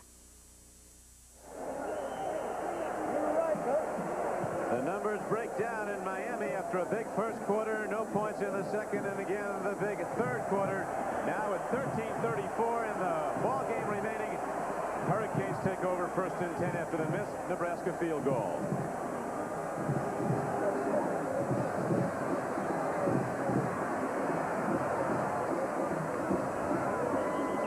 Quick hitter, Nebraska's there to stop it. Rob Stuckey makes the stop in Mike Rozier. The great runner for the Cornhuskers, who went out with an ankle injury, has not returned. Trying to walk off that ankle injury, was unable to. Jeff Smith has been in at the eye back when Nebraska's had the ball. Can't do anything if you can't run. I mean, he's made a very big contribution. What's happening right now is that Miami is unexpectedly winning the battle at the line of scrimmage. Even though they're smaller, they are indeed. Bertolucci, Camandiero, Sinclair, Ward, and Heffernan, the interior linemen for Miami. Kosar, play fake. Screen. Griffin catches the ball. And those Huskers are hitting tonight.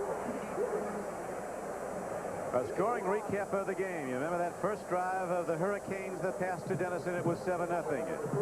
45-yard field goal by Jeff Davis. Miami extended its lead to 10-0. Then another throw to Dennison from Bernie Kosar. It was a surprising 17-0 shocker. Then the surprise play by the Huskers. The 11-yard around. And Nebraska was on the board. And again on a 1-yard dive by Turner Gill, making it a 17-14 game. The third quarter field goal by Nebraska tied it. Then the Hurricanes opened up. Highsmith, the rookie, went over the top to put them in front 24-17. Albert Bentley went 7 yards for a touchdown. That's how it stands now, 31-17 Miami. Alonzo Highsmith had it and lost it. He stops the clock with the incomplete pass at 11:58, and the Huskers will get it back now as the Hurricanes have to punt. Kosar looks like he's been playing this in the big league for 10 years. Well, I'm sure he has been going over it in his mind in the big leagues, and he'll be in them for quite a few more. You can tell some guys fit there. He's one of them. He's got a long time to go at Miami, a freshman, actually a redshirt freshman. He's in his second year at school, but he was redshirted his freshman year. But as an athlete, he's a freshman. A line drive punt by Tootin. Trying to work with the ball.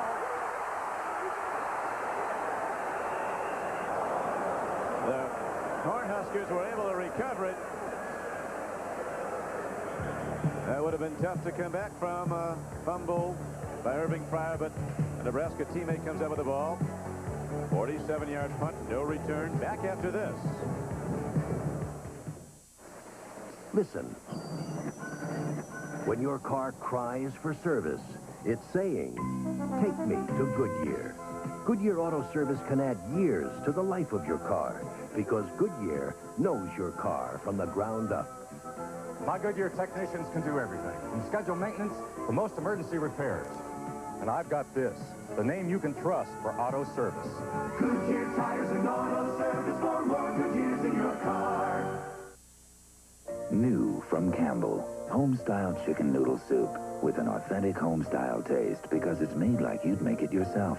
With tender pieces of chicken, garnished with carrots, celery, and parsley, and lots of little enriched noodles, all subtly seasoned in a rich broth. And if beef's more your style, Campbell has a new home-style beef noodle soup. Home-style soups, down home, delicious and different. Campbell, soup is good food.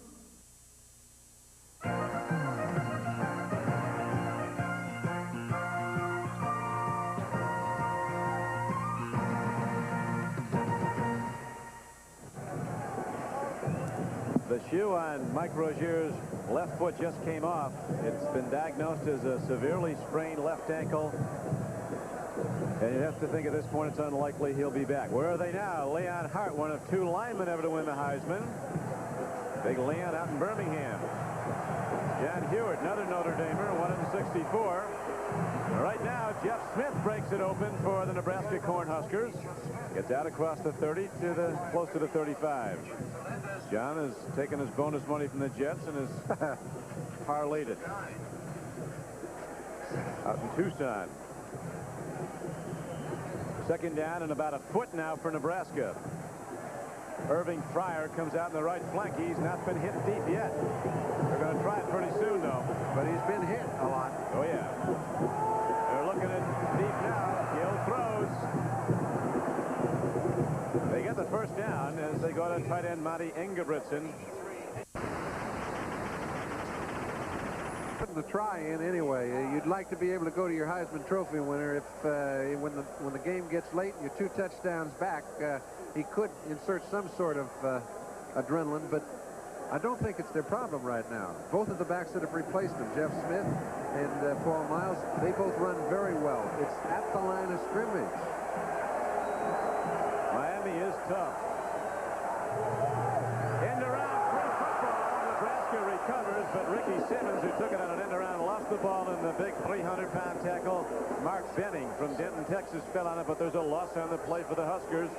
And the clock runs down to 11 minutes to play. Seems to be the way it's gone all night long. Just when something looks like it'll break, we flub a handoff. If we make a big run, somebody causes us to fumble. It hasn't gone their way, and a lot of that is because the Miami Hurricanes have played very opportunistic, aggressive defense. Ricky Simmons goes to the sidelines. Miami was so prepared coming in. Rod Bellinger's taken some licks. Boy, he's passed some out. Right now, he's helped off again. Lucius Delagal goes in to replace him, number 47. The freshman, Reggie Sutton, is up against Irving Fryer on the right flank. Over the middle they go. Todd Frame catches the ball. It's a Nebraska first down up to the 49-yard line. A 15-yard gain on the play. They've done very well at using very few seconds on the clock, moving the ball some 35 to 40 yards down the field in some minute or less than a minute. The receivers have been able to get out of bounds after they've caught the ball. But remember, when Nebraska gets behind, they don't have a lot of drop-back passes. They have that play-action stuff that isn't really too effective when it's 2nd and 9, 3rd and 10, and everybody knows you're going to throw. They go to the run. They go to the quick hitter to the fullback, Shalane. Mark Shalane gets across midfield down to the 47-yard line. On a first down carry, got about 3. Jay Brophy made the tackle for Miami. Well, you can't say enough for the defensive play of Jay Brophy, Tony Fitzpatrick, Fagan, you name it. All those fellas are standing people up at the line of scrimmage, and that's a great football team they're playing. Good fake by Gill. Looks long, guns it. The pass is complete downfield to the 36-yard line. Scott Kimball coming back at the ball. Very well thrown ball and a well-run pattern. Good for 12 yards and a first down for the Huskers. Don, I don't think they have enough time to be fiddling around running into the line right now. I know that's their pattern, and they've always done so, and that's part of the reason I think they get in trouble when they get too far behind. Of course, they haven't done it all year long. Yeah, the catch-up offense has not been part of their repertoire. That's right. They don't. I bet they don't practice it much. But they have been in 2 tight games that have gone down to the final play in the end zone. The Oklahoma State game, they won 14-10, did Nebraska, and after that one time Osborne said at least they can't accuse us of running up the score in this one. And a couple of pass breakups against the Sooners of Oklahoma by cornerback Neil Harris saved that game. 28-21, Nebraska won. Jeff Smith breaks it open, and Jeff Smith rockets down to the 22-yard line. It is a first down and a 15-yard gain. So much from my viewpoint. I start talking about how they have to throw it. Okay, take a look. Dean Steinkiller, Raridan, the 2 real big, all Big 8, all-American, all-everything linemen come out and do a fine job. Give their running back a chance to run. Jeff Smith's doing the job when called upon. Miami doesn't shy away from big teams. No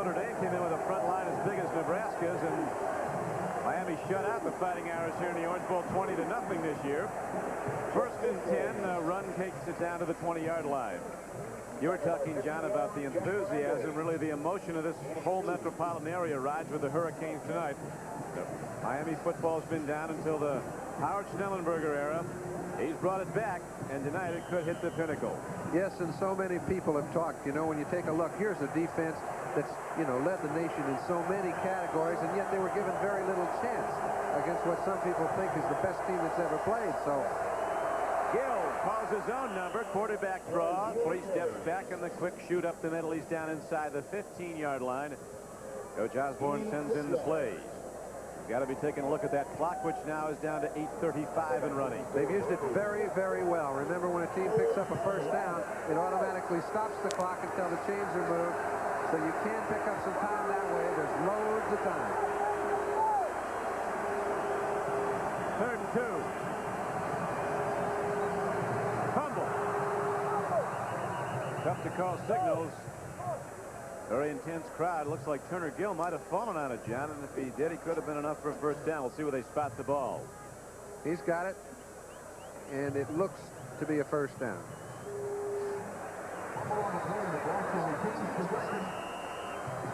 Dr. Tom Osborne. Well, I know this, that if they don't give it to him, I'd have it checked, because it looks like it's close enough. It doesn't look like it is one, but it's within 6 or 8 inches. 4th down. Heisman Trophy winner Mike Rozier is out with an injured ankle. Nebraska without his best weapon. The pitch back to Jeff Smith. He turns the corner. He's got the first down from behind tackle, drives him down to the 5-yard line of Miami. And now Nebraska goes first and goal from the Hurricane 5. 7:34 to play. Tell you what, Dean Steinkuhler, you sit there and so many times people will say, well, why do we always feature him? He features him the whole scene. They run behind him a lot. He's a great blocker. He pulls very well, and he makes contact at the point of attack. In a critical situation, he picks up a big first down, or he's responsible for it. It was a freshman, 255-pound Jerome Brown, 98, who made the knockdown. And now Miami player is attended to. Looks like it could be a heat cramp. We'll be back to the Orange Bowl right after this. January 1st, responsibility for your leased Bell business phone switched from Bell to AT&T Information Systems. Ownership of the phones transferred to AT&T, together with most of the system's technicians and many service representatives. The same people you trust are now at AT&T. Call 1-800-247-7000. Remember this number for service or new business phones. AT&T Information Systems. Nissan trucks are the 1984 King Cab. Extra room in a compact truck is a Nissan innovation. 9 cubic feet of lockable space behind the seats. Sometimes it hauls my work, and sometimes it hauls my workers. The one and only King Cab, a tough Nissan original.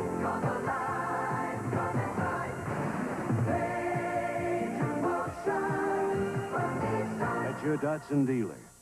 Final performances of the nation's finest collegiate football stars. 26 first-string All-Americans in college football's premier All-Star game. Under the beautiful skies of Hawaii. The 1984 Hula Bowl Classic.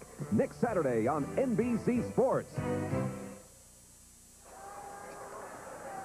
Don Criqui with John Brody back at the Orange Bowl. This is what the two teams are playing for.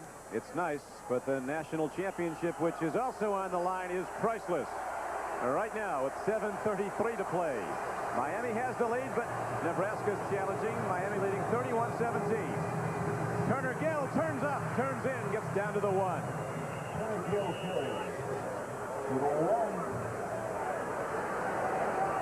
7:15 to play, the clock running. Nebraska, after scoring early in the 3rd quarter after fumbling a Miami, recovering a Miami fumble to tie the game, has not scored since. As you see, the Hurricane defense holding Nebraska to 35 points below its season average. Huskers come in scoring like a basketball team. 52 points a game. Over the top, Jeff Smith is in for a touchdown. 6:55 to play, and the Huskers are right back in it. I don't think there's much doubt they'll go for the one-pointer here. Some people say, hey, wait a minute. What do we do? Do we go for the two-pointer or the one-pointer? I think psychologically it would be a defeat if you go for a two-pointer and don't make it. You see, they're starting to move off at the line, at the point of attack. Their offensive line actually had all the action on the other side of the goal line. I think it would be a downer if they went for two and didn't make it right here, whereas if they kick the point, they stay within 7 and a chance to make 2 later. And without Mike Rozier. So Johnny Rogers on the sideline. They were asking, where is he? He's right here. There is no overtime, as you know, in college football. The extra point by Livingston is up and good, and it's now a 31-24 game. Nebraska will kick off with 6:55 to play. 31-24 Miami, with a 7-point lead now as Nebraska puts up its first touchdown of the second half and an over-the-top dive by tailback Jeff Smith.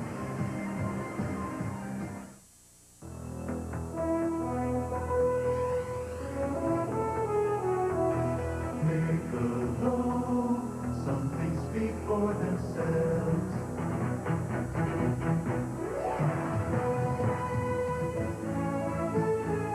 Michelob, one smooth and mellow taste tells you all you need to know. Michelob, some things speak for themselves. Fabric business is like any other small business today. If you can't keep costs down, who knows? Could be curtains. Allstate update. Business insurance now custom made. My Allstate agent for home and auto insurance just saved me money right here. Those good hands tailor the policy for just the coverage this business needs. Nothing more. Why settle for some ready-made when you can save with custom fit? You're in good hands with Allstate.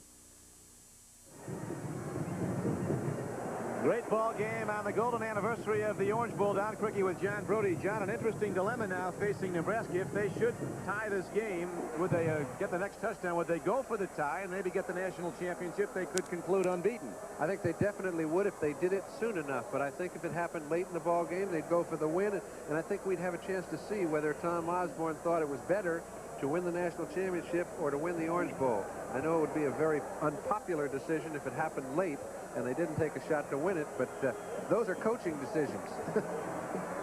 I can remember a game several years ago where there was a 10-10 tie between a couple of nationally ranked teams, and it didn't settle well with the fans at all in Notre Dame, did it?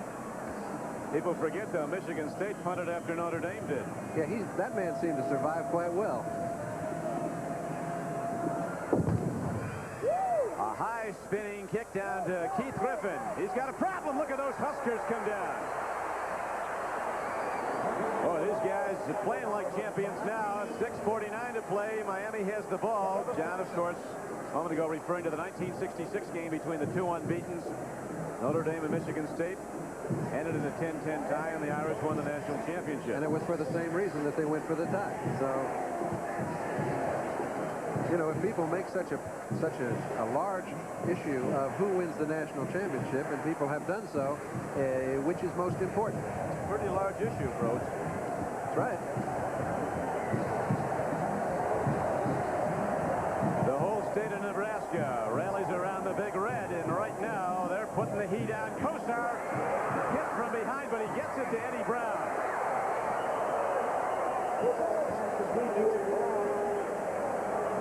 Eddie Brown's got some moves he hasn't used yet. Hey, I think, you know what I think? I think Bernie Kosar would like to have access to what this camera does. He'd like to see number 87 coming around, you know, Bill Weber hitting him in the back just as he lets go of the ball. It'd be a whole lot easier to play that position if you could. That was the NBC remote camera up on the goalpost. Eddie Brown with his 5th reception. He got Miami out of jail for the moment. It's 2nd down and 4 right now. Miami leading 31-24 with 6:41 to play.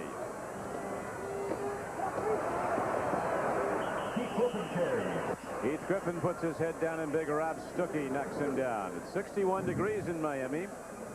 A lot warmer on the field underneath those shoulder pads and helmets. Gain of 2, 3rd and 2. Light it up, signaling the new year. That's a little mock-up of a man that's injured, I guess. all's fair and whatever, not by me. Let's see what Bernie Kosar does here. I think there's a good chance you'll see him throw a pass in the 3rd and 2 right here. Little short one. Nebraska blitzing. Bernie throws. He's got Keith Griffin. He's got a first down. McCaslin and Brett Clark knocked him down, but the money throw from freshman Bernie Kosar to senior Keith Griffin gets a first down for Miami, and you see the clock 5:51 to play. And I tell you, he had Keith Griffin so far open, he threw that thing like a shot put. That baby was not going to get anywhere but to old Keith. Good play at a critical time. Good call. Old Keith is all business, too, isn't he, when he gets it? To that earlier fumble, he's made some big plays all night long for Miami. Got away from the Buckeyes, did Keith Griffin. Left Columbus to come to Miami. 1st and 10, Hurricanes. Keith Griffin, he's popped by Mike Knox, that tough inside linebacker who broke 5 helmets already this season. How'd he break them? While they were on his head, or? Yes, he did. He didn't drop them after practice. All right, Mike Knox, outstanding linebacker. So he broke them. Gets in good position. 6'3", 235, Mike Knox from Castle Rock, Colorado. Butkus type. See, they don't like to be around him in practice. He doesn't know when it's the real thing or not. He knows, but he likes to go full speed all times. Knox. 2nd down and 9 now, Miami. Hurricanes lead by 7. 4:40 to play. In the flat, it goes to Eddie Brown, and he dives ahead. Breaks it open. Look at this play.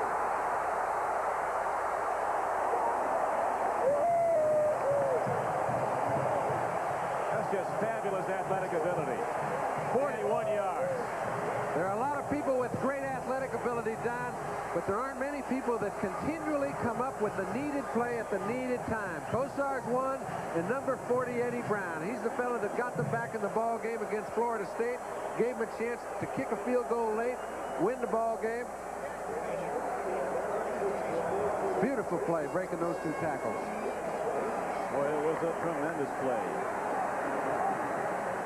31-24, Miami in white with the lead. Kosar has set an Orange Bowl record for passing yardage, 300 yards for the freshman. Live action, Albert Bentley. He's been quiet for a while, but not now. Oh! That was a touchdown. If he keeps his feet, he made so many good moves to get in the open. It was very difficult to keep his balance, but what a great play. There's another man, number 16. Their offensive personnel has really outplayed Nebraska's tonight. Number 20, 16, 44, 40, you name them. Number 6, Stanley Shakespeare, early in the ball game. All of their, what you call skilled positions, have had great nights. Albert Bentley with the big run, as you point out, John, he was gone and to be able to hold his footing. He did get up first down. If this holds up, there's going to be some party in Miami. Well, you know, it's funny. No matter how much you hear, will be up late.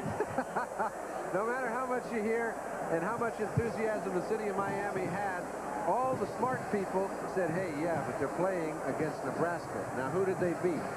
They beat some good teams. I'll tell you, East Carolina and Florida State at the end of the year were playing exceptional football. Anybody that saw them play in a bowl game knows. And these guys have come to play. Blitz. Again, they pick it up. Keith Griffin. Going to the draw play. And Keith Griffin is ahead on a first down carry down to the 26-yard line. You know, by design, when you're blitzing against the draw play, you should stop it for a loss. But if just a small crack opens and the offensive linemen use good technique, they can break something for the back, and he can pick up good yardage. That's what happened. Kosar read the blitz, gave the linemen a chance to see their blocks, and look at the crack they created. Beautiful play. Bentley, number 16, was in there at the point of attack. Juan Comandiero, the Cuban-born guard, had the big seal block to open the draw. At 2nd down and a long 4, Keith Griffin runs, and the Cornhuskers' Rob Stuckey rides him down. But importantly now, the clock continues to tick. working against the top-ranked and unbeaten Cornhuskers, who at the moment trail Miami 31-24.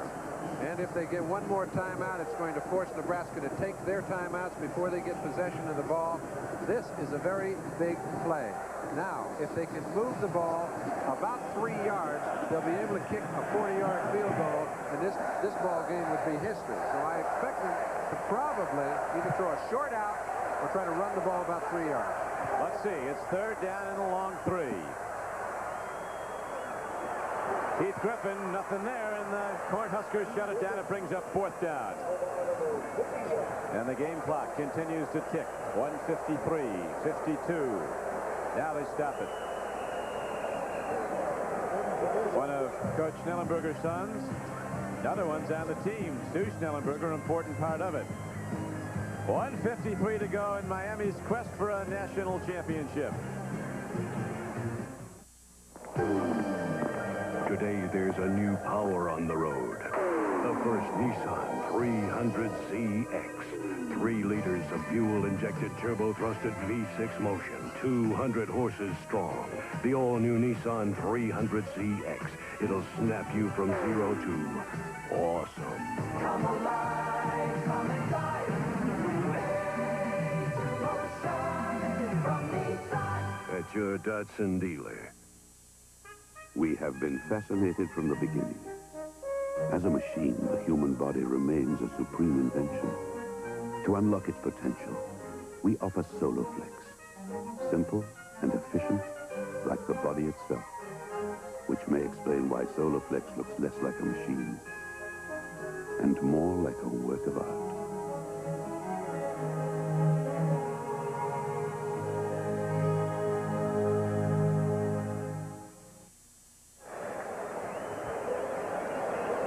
Not New Year's night in Miami, but the celebration's bigger than any New Year's, as right now the Hurricanes, an underdog, are leading top-ranked and unbeaten Nebraska 31-24. Bernie Kosar's right arm has been a key, the freshman from Boardman, Ohio.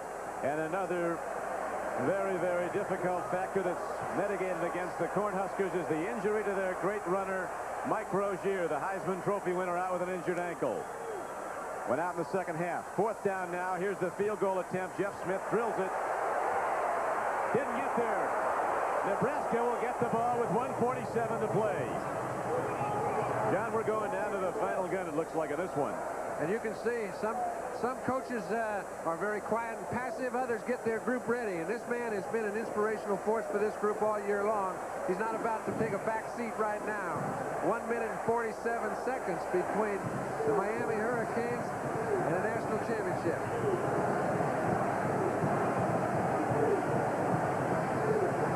Wide left, and it's no good. And so the Cornhuskers get back the ball with 1:47 to go. And the unbeaten Nebraska team trailing by 7.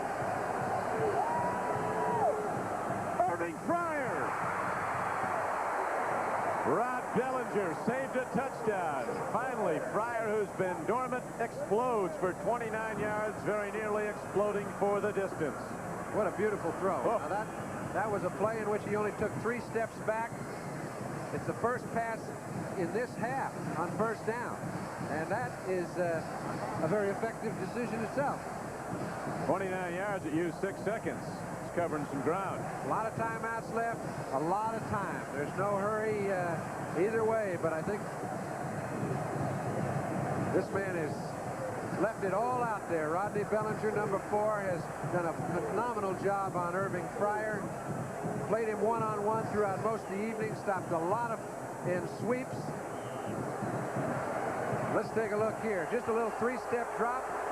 He catches Fryer in between the zone, and we're back on the field. Live action, 1st and 10. Gill gets it away on the run.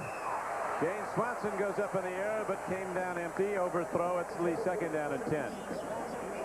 And the game clock shows 1:28 to play. Jack Fernandez made another good play, forcing Turner Gill to throw the ball a little before he won it.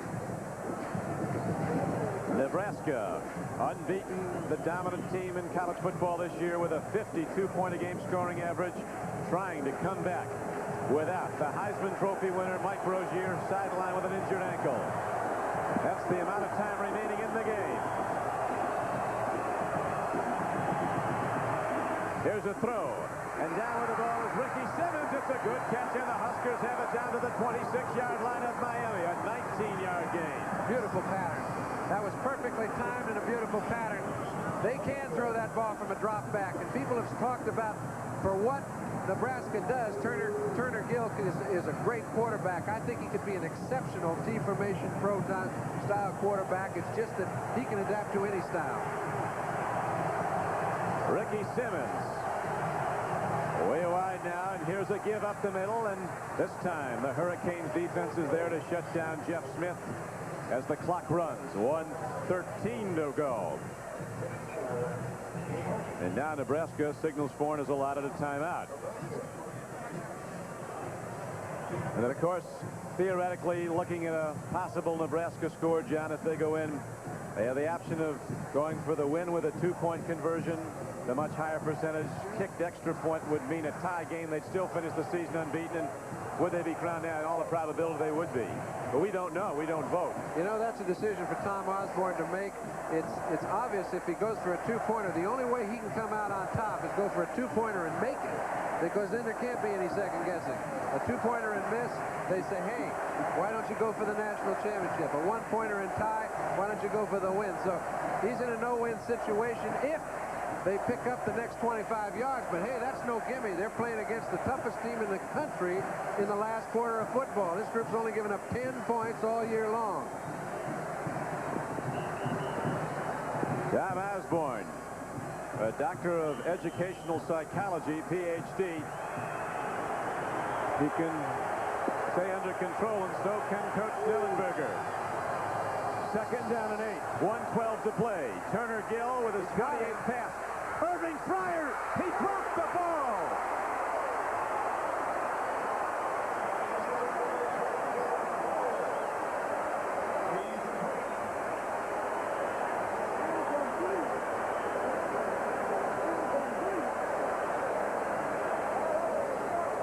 The best receiver in the country, but even the great ones have a lapse.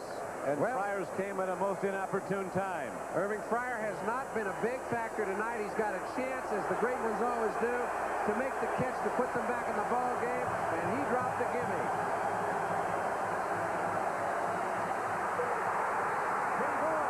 Steinkohler picks it up. We'll see if it's a fumble. Well, they're ruling his arm was in motion, were they not, John? Well, it's pretty tough to tell. A play they'll never forget if Nebraska doesn't go in. Now, I don't know if this man has ever dropped a ball. They've never been in this kind of situation before, but to be regarded as one of the top 5 players in college football, you couldn't have ever dropped a ball in a situation like that. And I don't think there's any more to say, because nobody could feel worse. He's just hoping to get another chance. That's it. And now it could be his very last one, because the Cornhuskers have 4th down coming up. 4th down and 8. The ball at the 24-yard line of Miami. One last look. The earlier play, Irving Fryer with the goal line sprint. A perfectly thrown ball from Gill, but it's dropped. He split the defenders and was wide open was Irving Fryer. Then in his heartbreak, he collapses to the ground. And now 4th down is coming up for Nebraska. The Cornhuskers with the longest winning streak in major college football. They've won 22 straight games. 12-0 this season. Ranked number 1 all year. But they're down by 7.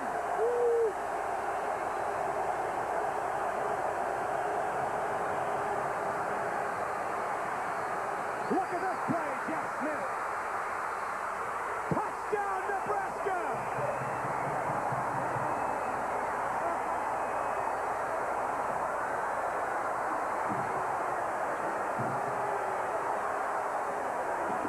The Cornhuskers somehow find a way with Mike Rozier on the sideline, his backup. Jeff Smith takes the pitch back up. Brilliantly executed play by Turner Gill. 24 yards and a touchdown. Now it's a 31-30 game.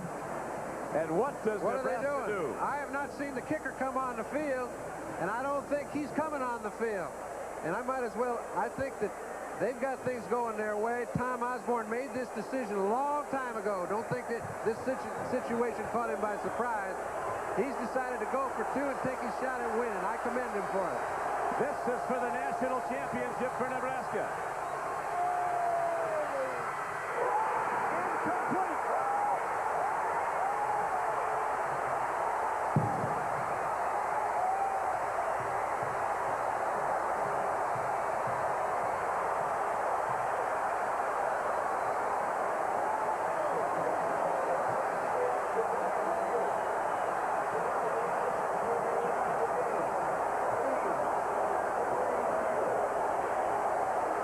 Tell you this, Tom Osborne in Nebraska could have had the national championship in all probability with an extra point that would have tied it. They'd have still finished unbeaten.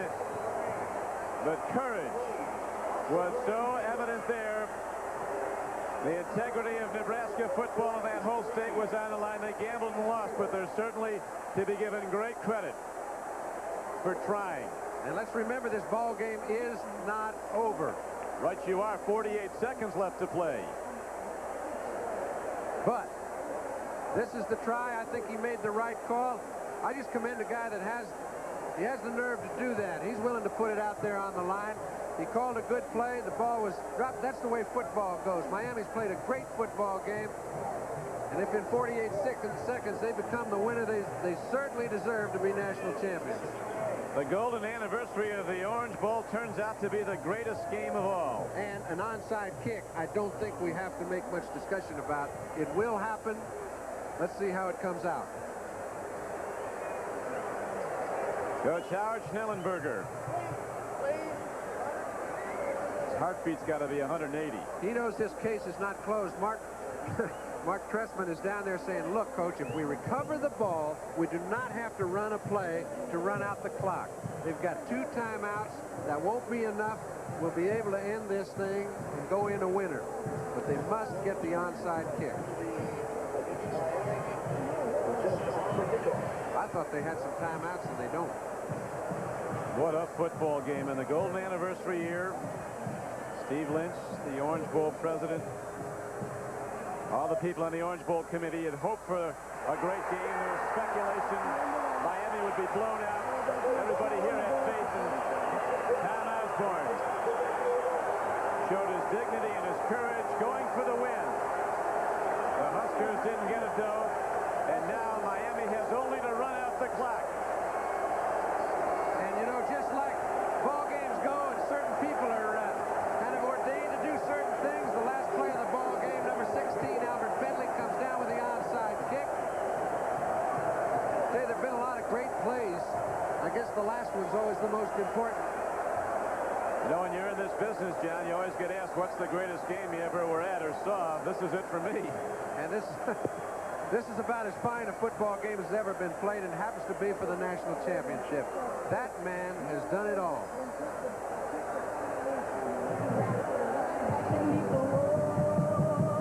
Set it to music.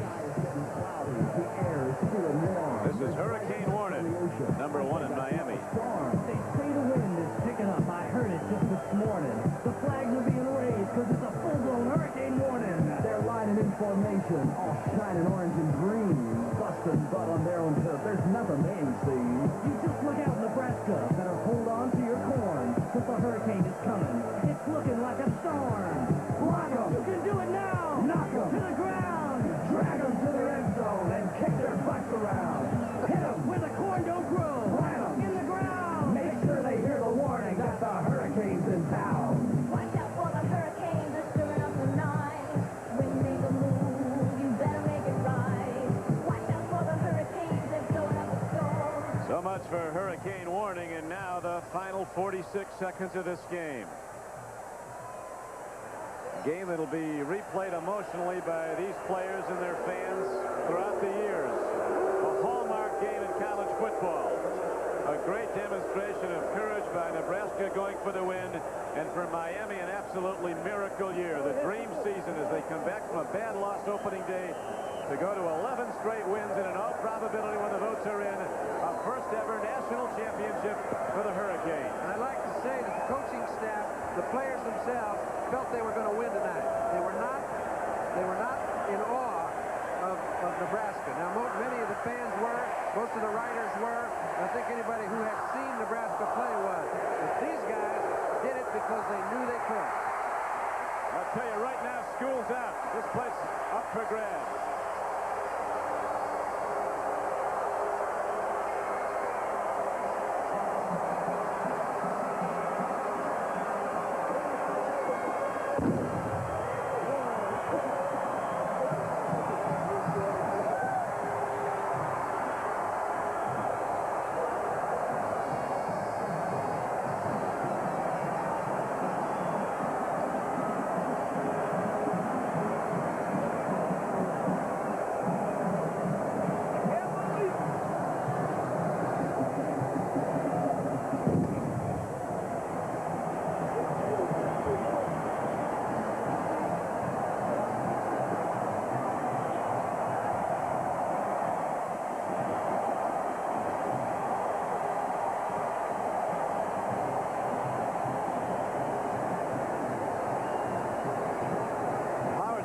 Might be running for mayor. He'd be bigger than that. Governor. Governor. 31-30. Miami upsets previously unbeaten and top-ranked Nebraska. The Miami Hurricanes locker room, after one of the most dramatic football games, I would venture to say, in the history of this great college game. And you notice that man has still got his composure. He had it. He was saying very softly all week long, I think we can win. We've got the people to win. We can't afford to make mistakes. We can't afford to get anybody hurt. But I'll tell you, if we all hang in there, I feel we can do it. He's been letting his team know. They've been preparing for 6 weeks, and they did it. That's a wonderful feat against a great team. It was, and the confidence you talked about, John, really was evident all week long. Even when he went to scout Nebraska at the Oklahoma game, Schnellenberger says they're going to be the best team we'll face all year, but they can be beaten. We can't make mistakes if we're going to do it, but we can win. And they did. And it was an offense that came out from the gun, throwing the ball around. They knew they had to put some points on the board early, get a lead, hang in there. They did that. Then comes Nebraska back, and they did it again. I mean, you know, when everybody said, oh, boy, they'll make it close anyway, now they open up another 14-point lead. That man right there, Dennison, catches 2 touchdowns. And here is the critical play of the game. Nebraska goes for 2. The play is broken up at the goal line, and the Huskers, in their valiant effort to win the game rather than go for the tie, come up empty. And ultimately now, the victory, and possibly, quite more than possibly, the national championship going to the University of Miami. There are 2 polls, of course, the coaches' poll and the writers' poll. We'll be back to the 50th Orange Bowl in a moment. But right now, it's Miami, a 31-30 victor. Let's go to Len Berman in New York. Len?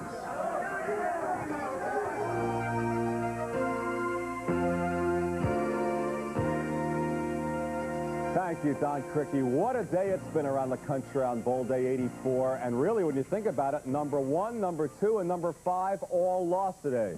So the big day for upsets. Who will be number 1? We'll figure it out in a few minutes, perhaps. Anyway, let's take a look at some of the highlights from around the country today. First up, the Fiesta Bowl right here on NBC Sports.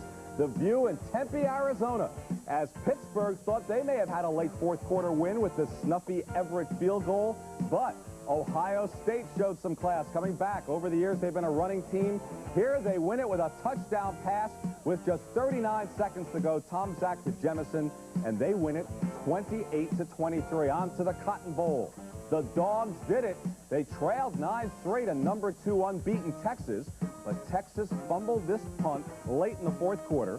Gary Moss recovered it for Georgia. So then Georgia, they took it in from 17 yards away. Their quarterback, John Lastinger, did it. So number 2 unbeaten Texas loses to Georgia, 10-9. In the Rose Bowl today here on NBC, all Bruins. The Pac-10 continues to do it to the Big Ten. Number 5 Illinois goes down to defeat 45-9 at the hands of Rick Neuheisel. This 15-yard pass to Carl Durrell was one of 4. That tied a Rose Bowl record. So when you think about the last 15 Rose Bowls, the Pac-10 has won 13 of them. Then the Sugar Bowl tonight. Auburn fans feel perhaps they should get a few votes for number 1. They knocked off Michigan by a score of 9-7. although they did not score a touchdown today. They did all with field goals. Both Schembechler and Michigan, well, they had the lead throughout the game. This was the only touchdown. Steve Smith, 4-yard rollout, 7-0 Michigan. But the Auburn defense really did a job on Michigan here. 4 turnovers. Now, here we go. Al Del Greco, 19-yard field goal, third of the game with 23 seconds remaining. Auburn wins it 9-7. Their fans say, give us a couple of votes for number 1. Now, the game you just saw, one of the great collegiate bowl games in history, perhaps the top Orange Bowl in their 50-year history. Miami knocks off powerful Nebraska as Howard Schnellenberger and company do it. They took a 17-0 lead. Bernie Kosar, 2-yard touchdown pass to Glenn Dennison. That was the first of the touchdown plays. Then the trick play. Here's how Nebraska got on the board. The snap that they fumbled on purpose, the guard, Dean Steinkuhler, picked it up, ran 19 yards for the touchdown, and Nebraska finally scored and trailed 17-7. Now second half action. Albert Bentley, 7 yards away. He takes it in. Miami now leads it 31-17. Critical play here. Mike Rozier is hurt. Leaves the game with an ankle injury. He finished with 147 yards. But Nebraska came back. Heartbreak here for Irving Fryer. Wide open, and he dropped it. But Nebraska got Fryer off the hook. Jeff Smith did it on a 4th and 8. Smith takes it all the way in for the touchdown, and Nebraska closes to within 1 at 31-30. The gutsy call going for 2 points. It's not to be. Miami wins it 31-30. So, who is the national champion? Is it Miami? Is it Auburn? Or is it Nebraska? All have just 1 loss. Nebraska's gutsy call may have lost them the game going for 2 points, but it may have won them some votes. We'll find out 6:30 tomorrow night. Len Berman in New York. Back to the Orange Bowl now. Thank you, Len. 31-30, the final score. Miami the victor. And now let's go down to the Miami locker room to Bill McAtee. Bill? Okay, thank you very much, Don Criqui. Bernie Kosar, I think somebody forgot to tell you were a freshman. You hung in there, showed a lot of poise. Your line did a terrific job. I'll tell you, today the offensive line, they really haven't been getting much credit all season. And there's the guys like right there, Ian St. Clair, Paul Bernicelli, my roommate, Alvin Ward, you know, all of Dave Heffernan and Juan Cummings. That's a heck of a group. Those guys, they said they'd give their life for me, and I think they just about did today. I know Nebraska plays a lot of man, and there was no doubt that you felt you could throw on them. Yeah, we went into the game thinking that, you know, we were going to be able to throw the ball. We tried to, you know, we tried to mix it up early, and I think we did in the first quarter. But in the second quarter, we kind of got out of our game plan, kind of started throwing the ball too much. But, you know, we got back into it the third quarter and were able to move the ball. You had a couple of new plays in there. I know one of the touchdown passes to Dennison was new.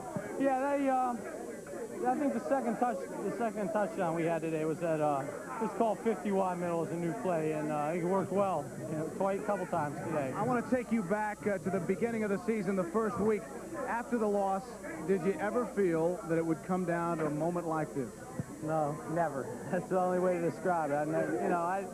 I knew the team had the potential to, you know, win our games, but to end up the way it did, I really. You know that Auburn won. Is there any question though in your mind who's number 1? Well, I guess it's up, you know, up to the polls, but I'd say in my heart, we're number 1. Okay, Bernie Kosar. That's the greatest coach right there. Howard, come on over, Coach. Congratulations. Thank you. You know, when you spoke of this game, you spoke in terms not only of it being an important football game, but in terms of community. Well, I think you could see out there in that stadium tonight what it really meant to this community and how totally involved and totally committed they were to this game tonight. This has been a love affair that's been developing for 5 years. Tonight was the fulfillment of a dream that, I say fulfillment, it might just be the beginning of a dream. I want to take you back a few moments ago on the field, the gutsy call by Tom Osborne to go for 2.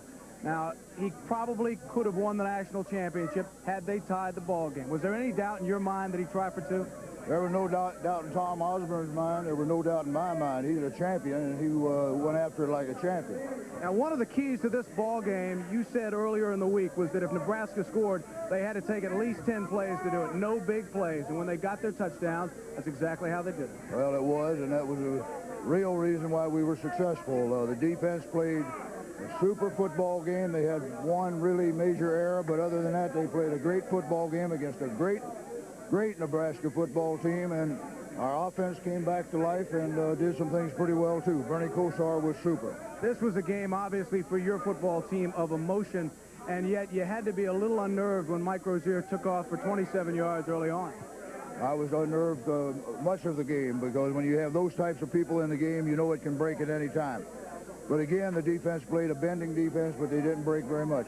Now, of course, Auburn won. Is there any question in your mind about who's number one in the country? No, there's no question in my mind or anybody in this room's mind who's number one team in America. The Miami Hurricanes are the number one team. Howard, there have been an awful lot of stories about you leaving the University of Miami. We have to address those now. Well, it's just like you say, they're stories. No truth to them whatsoever? They're stories.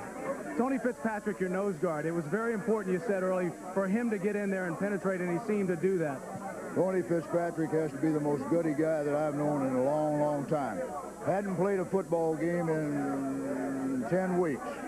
Scrimmaged one time for 16 plays, and then to go out and play probably 72 plays against the finest offensive line in America. Howard, congratulations. A terrific football game. We enjoyed watching it as well. Thank you. 31-30, the University of Miami makes its claim to the national championship. Let's go back upstairs at On Cricket. Thank you, Bill. The emotion that's been spent this evening is as awesome as the game itself. It was just a phenomenal football game. We're just so privileged to be able to be a part of it, John. Yeah, and I think it's all been said, Don. The whole Orange Bowl committee couldn't have drawn up a better script, and the only man that predicted it was Bob Lafferty, so he's next year's president. He gets off on a good note.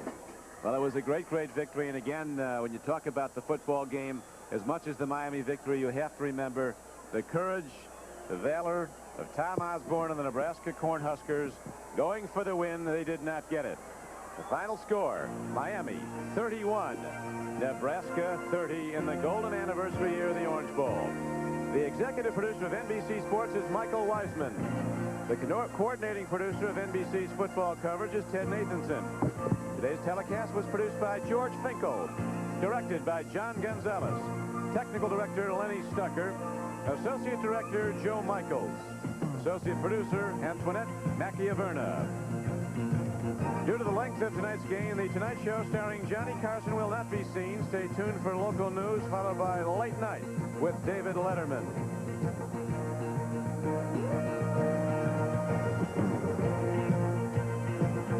The final numbers up on the golden anniversary of the Orange Bowl. The Miami Hurricanes, a team that started out the season losing to Florida 28-3, come back now to win 11 straight games, including this, the biggest victory in the school's history, a 31-30 upset of the #1 team in the country, Nebraska. Miami doing it led by a freshman quarterback, Bernie Kosar, playing with the skill and guile of an established veteran. He never let up, and when Miami was down and Nebraska had come back, they rallied. They summoned from deep within, and Miami scores one of the great football victories in the college game ever. So glad you could be with us. He has been paid to NBC by United Airlines. We serve more of this land's top 100 business centers than any other airline. Fly the friendly skies. A promotional fee has been paid to NBC by Hilton. When American business hits the road, American business stops at Hilton, America's business address. This has been a presentation of NBC Sports, the leader in innovative sports television. Friday, he's head over heels in love, and he's fit to be tied. Can a jerk like this save the girl of his dreams from marrying the wrong man? He's the jerk, too. Friday.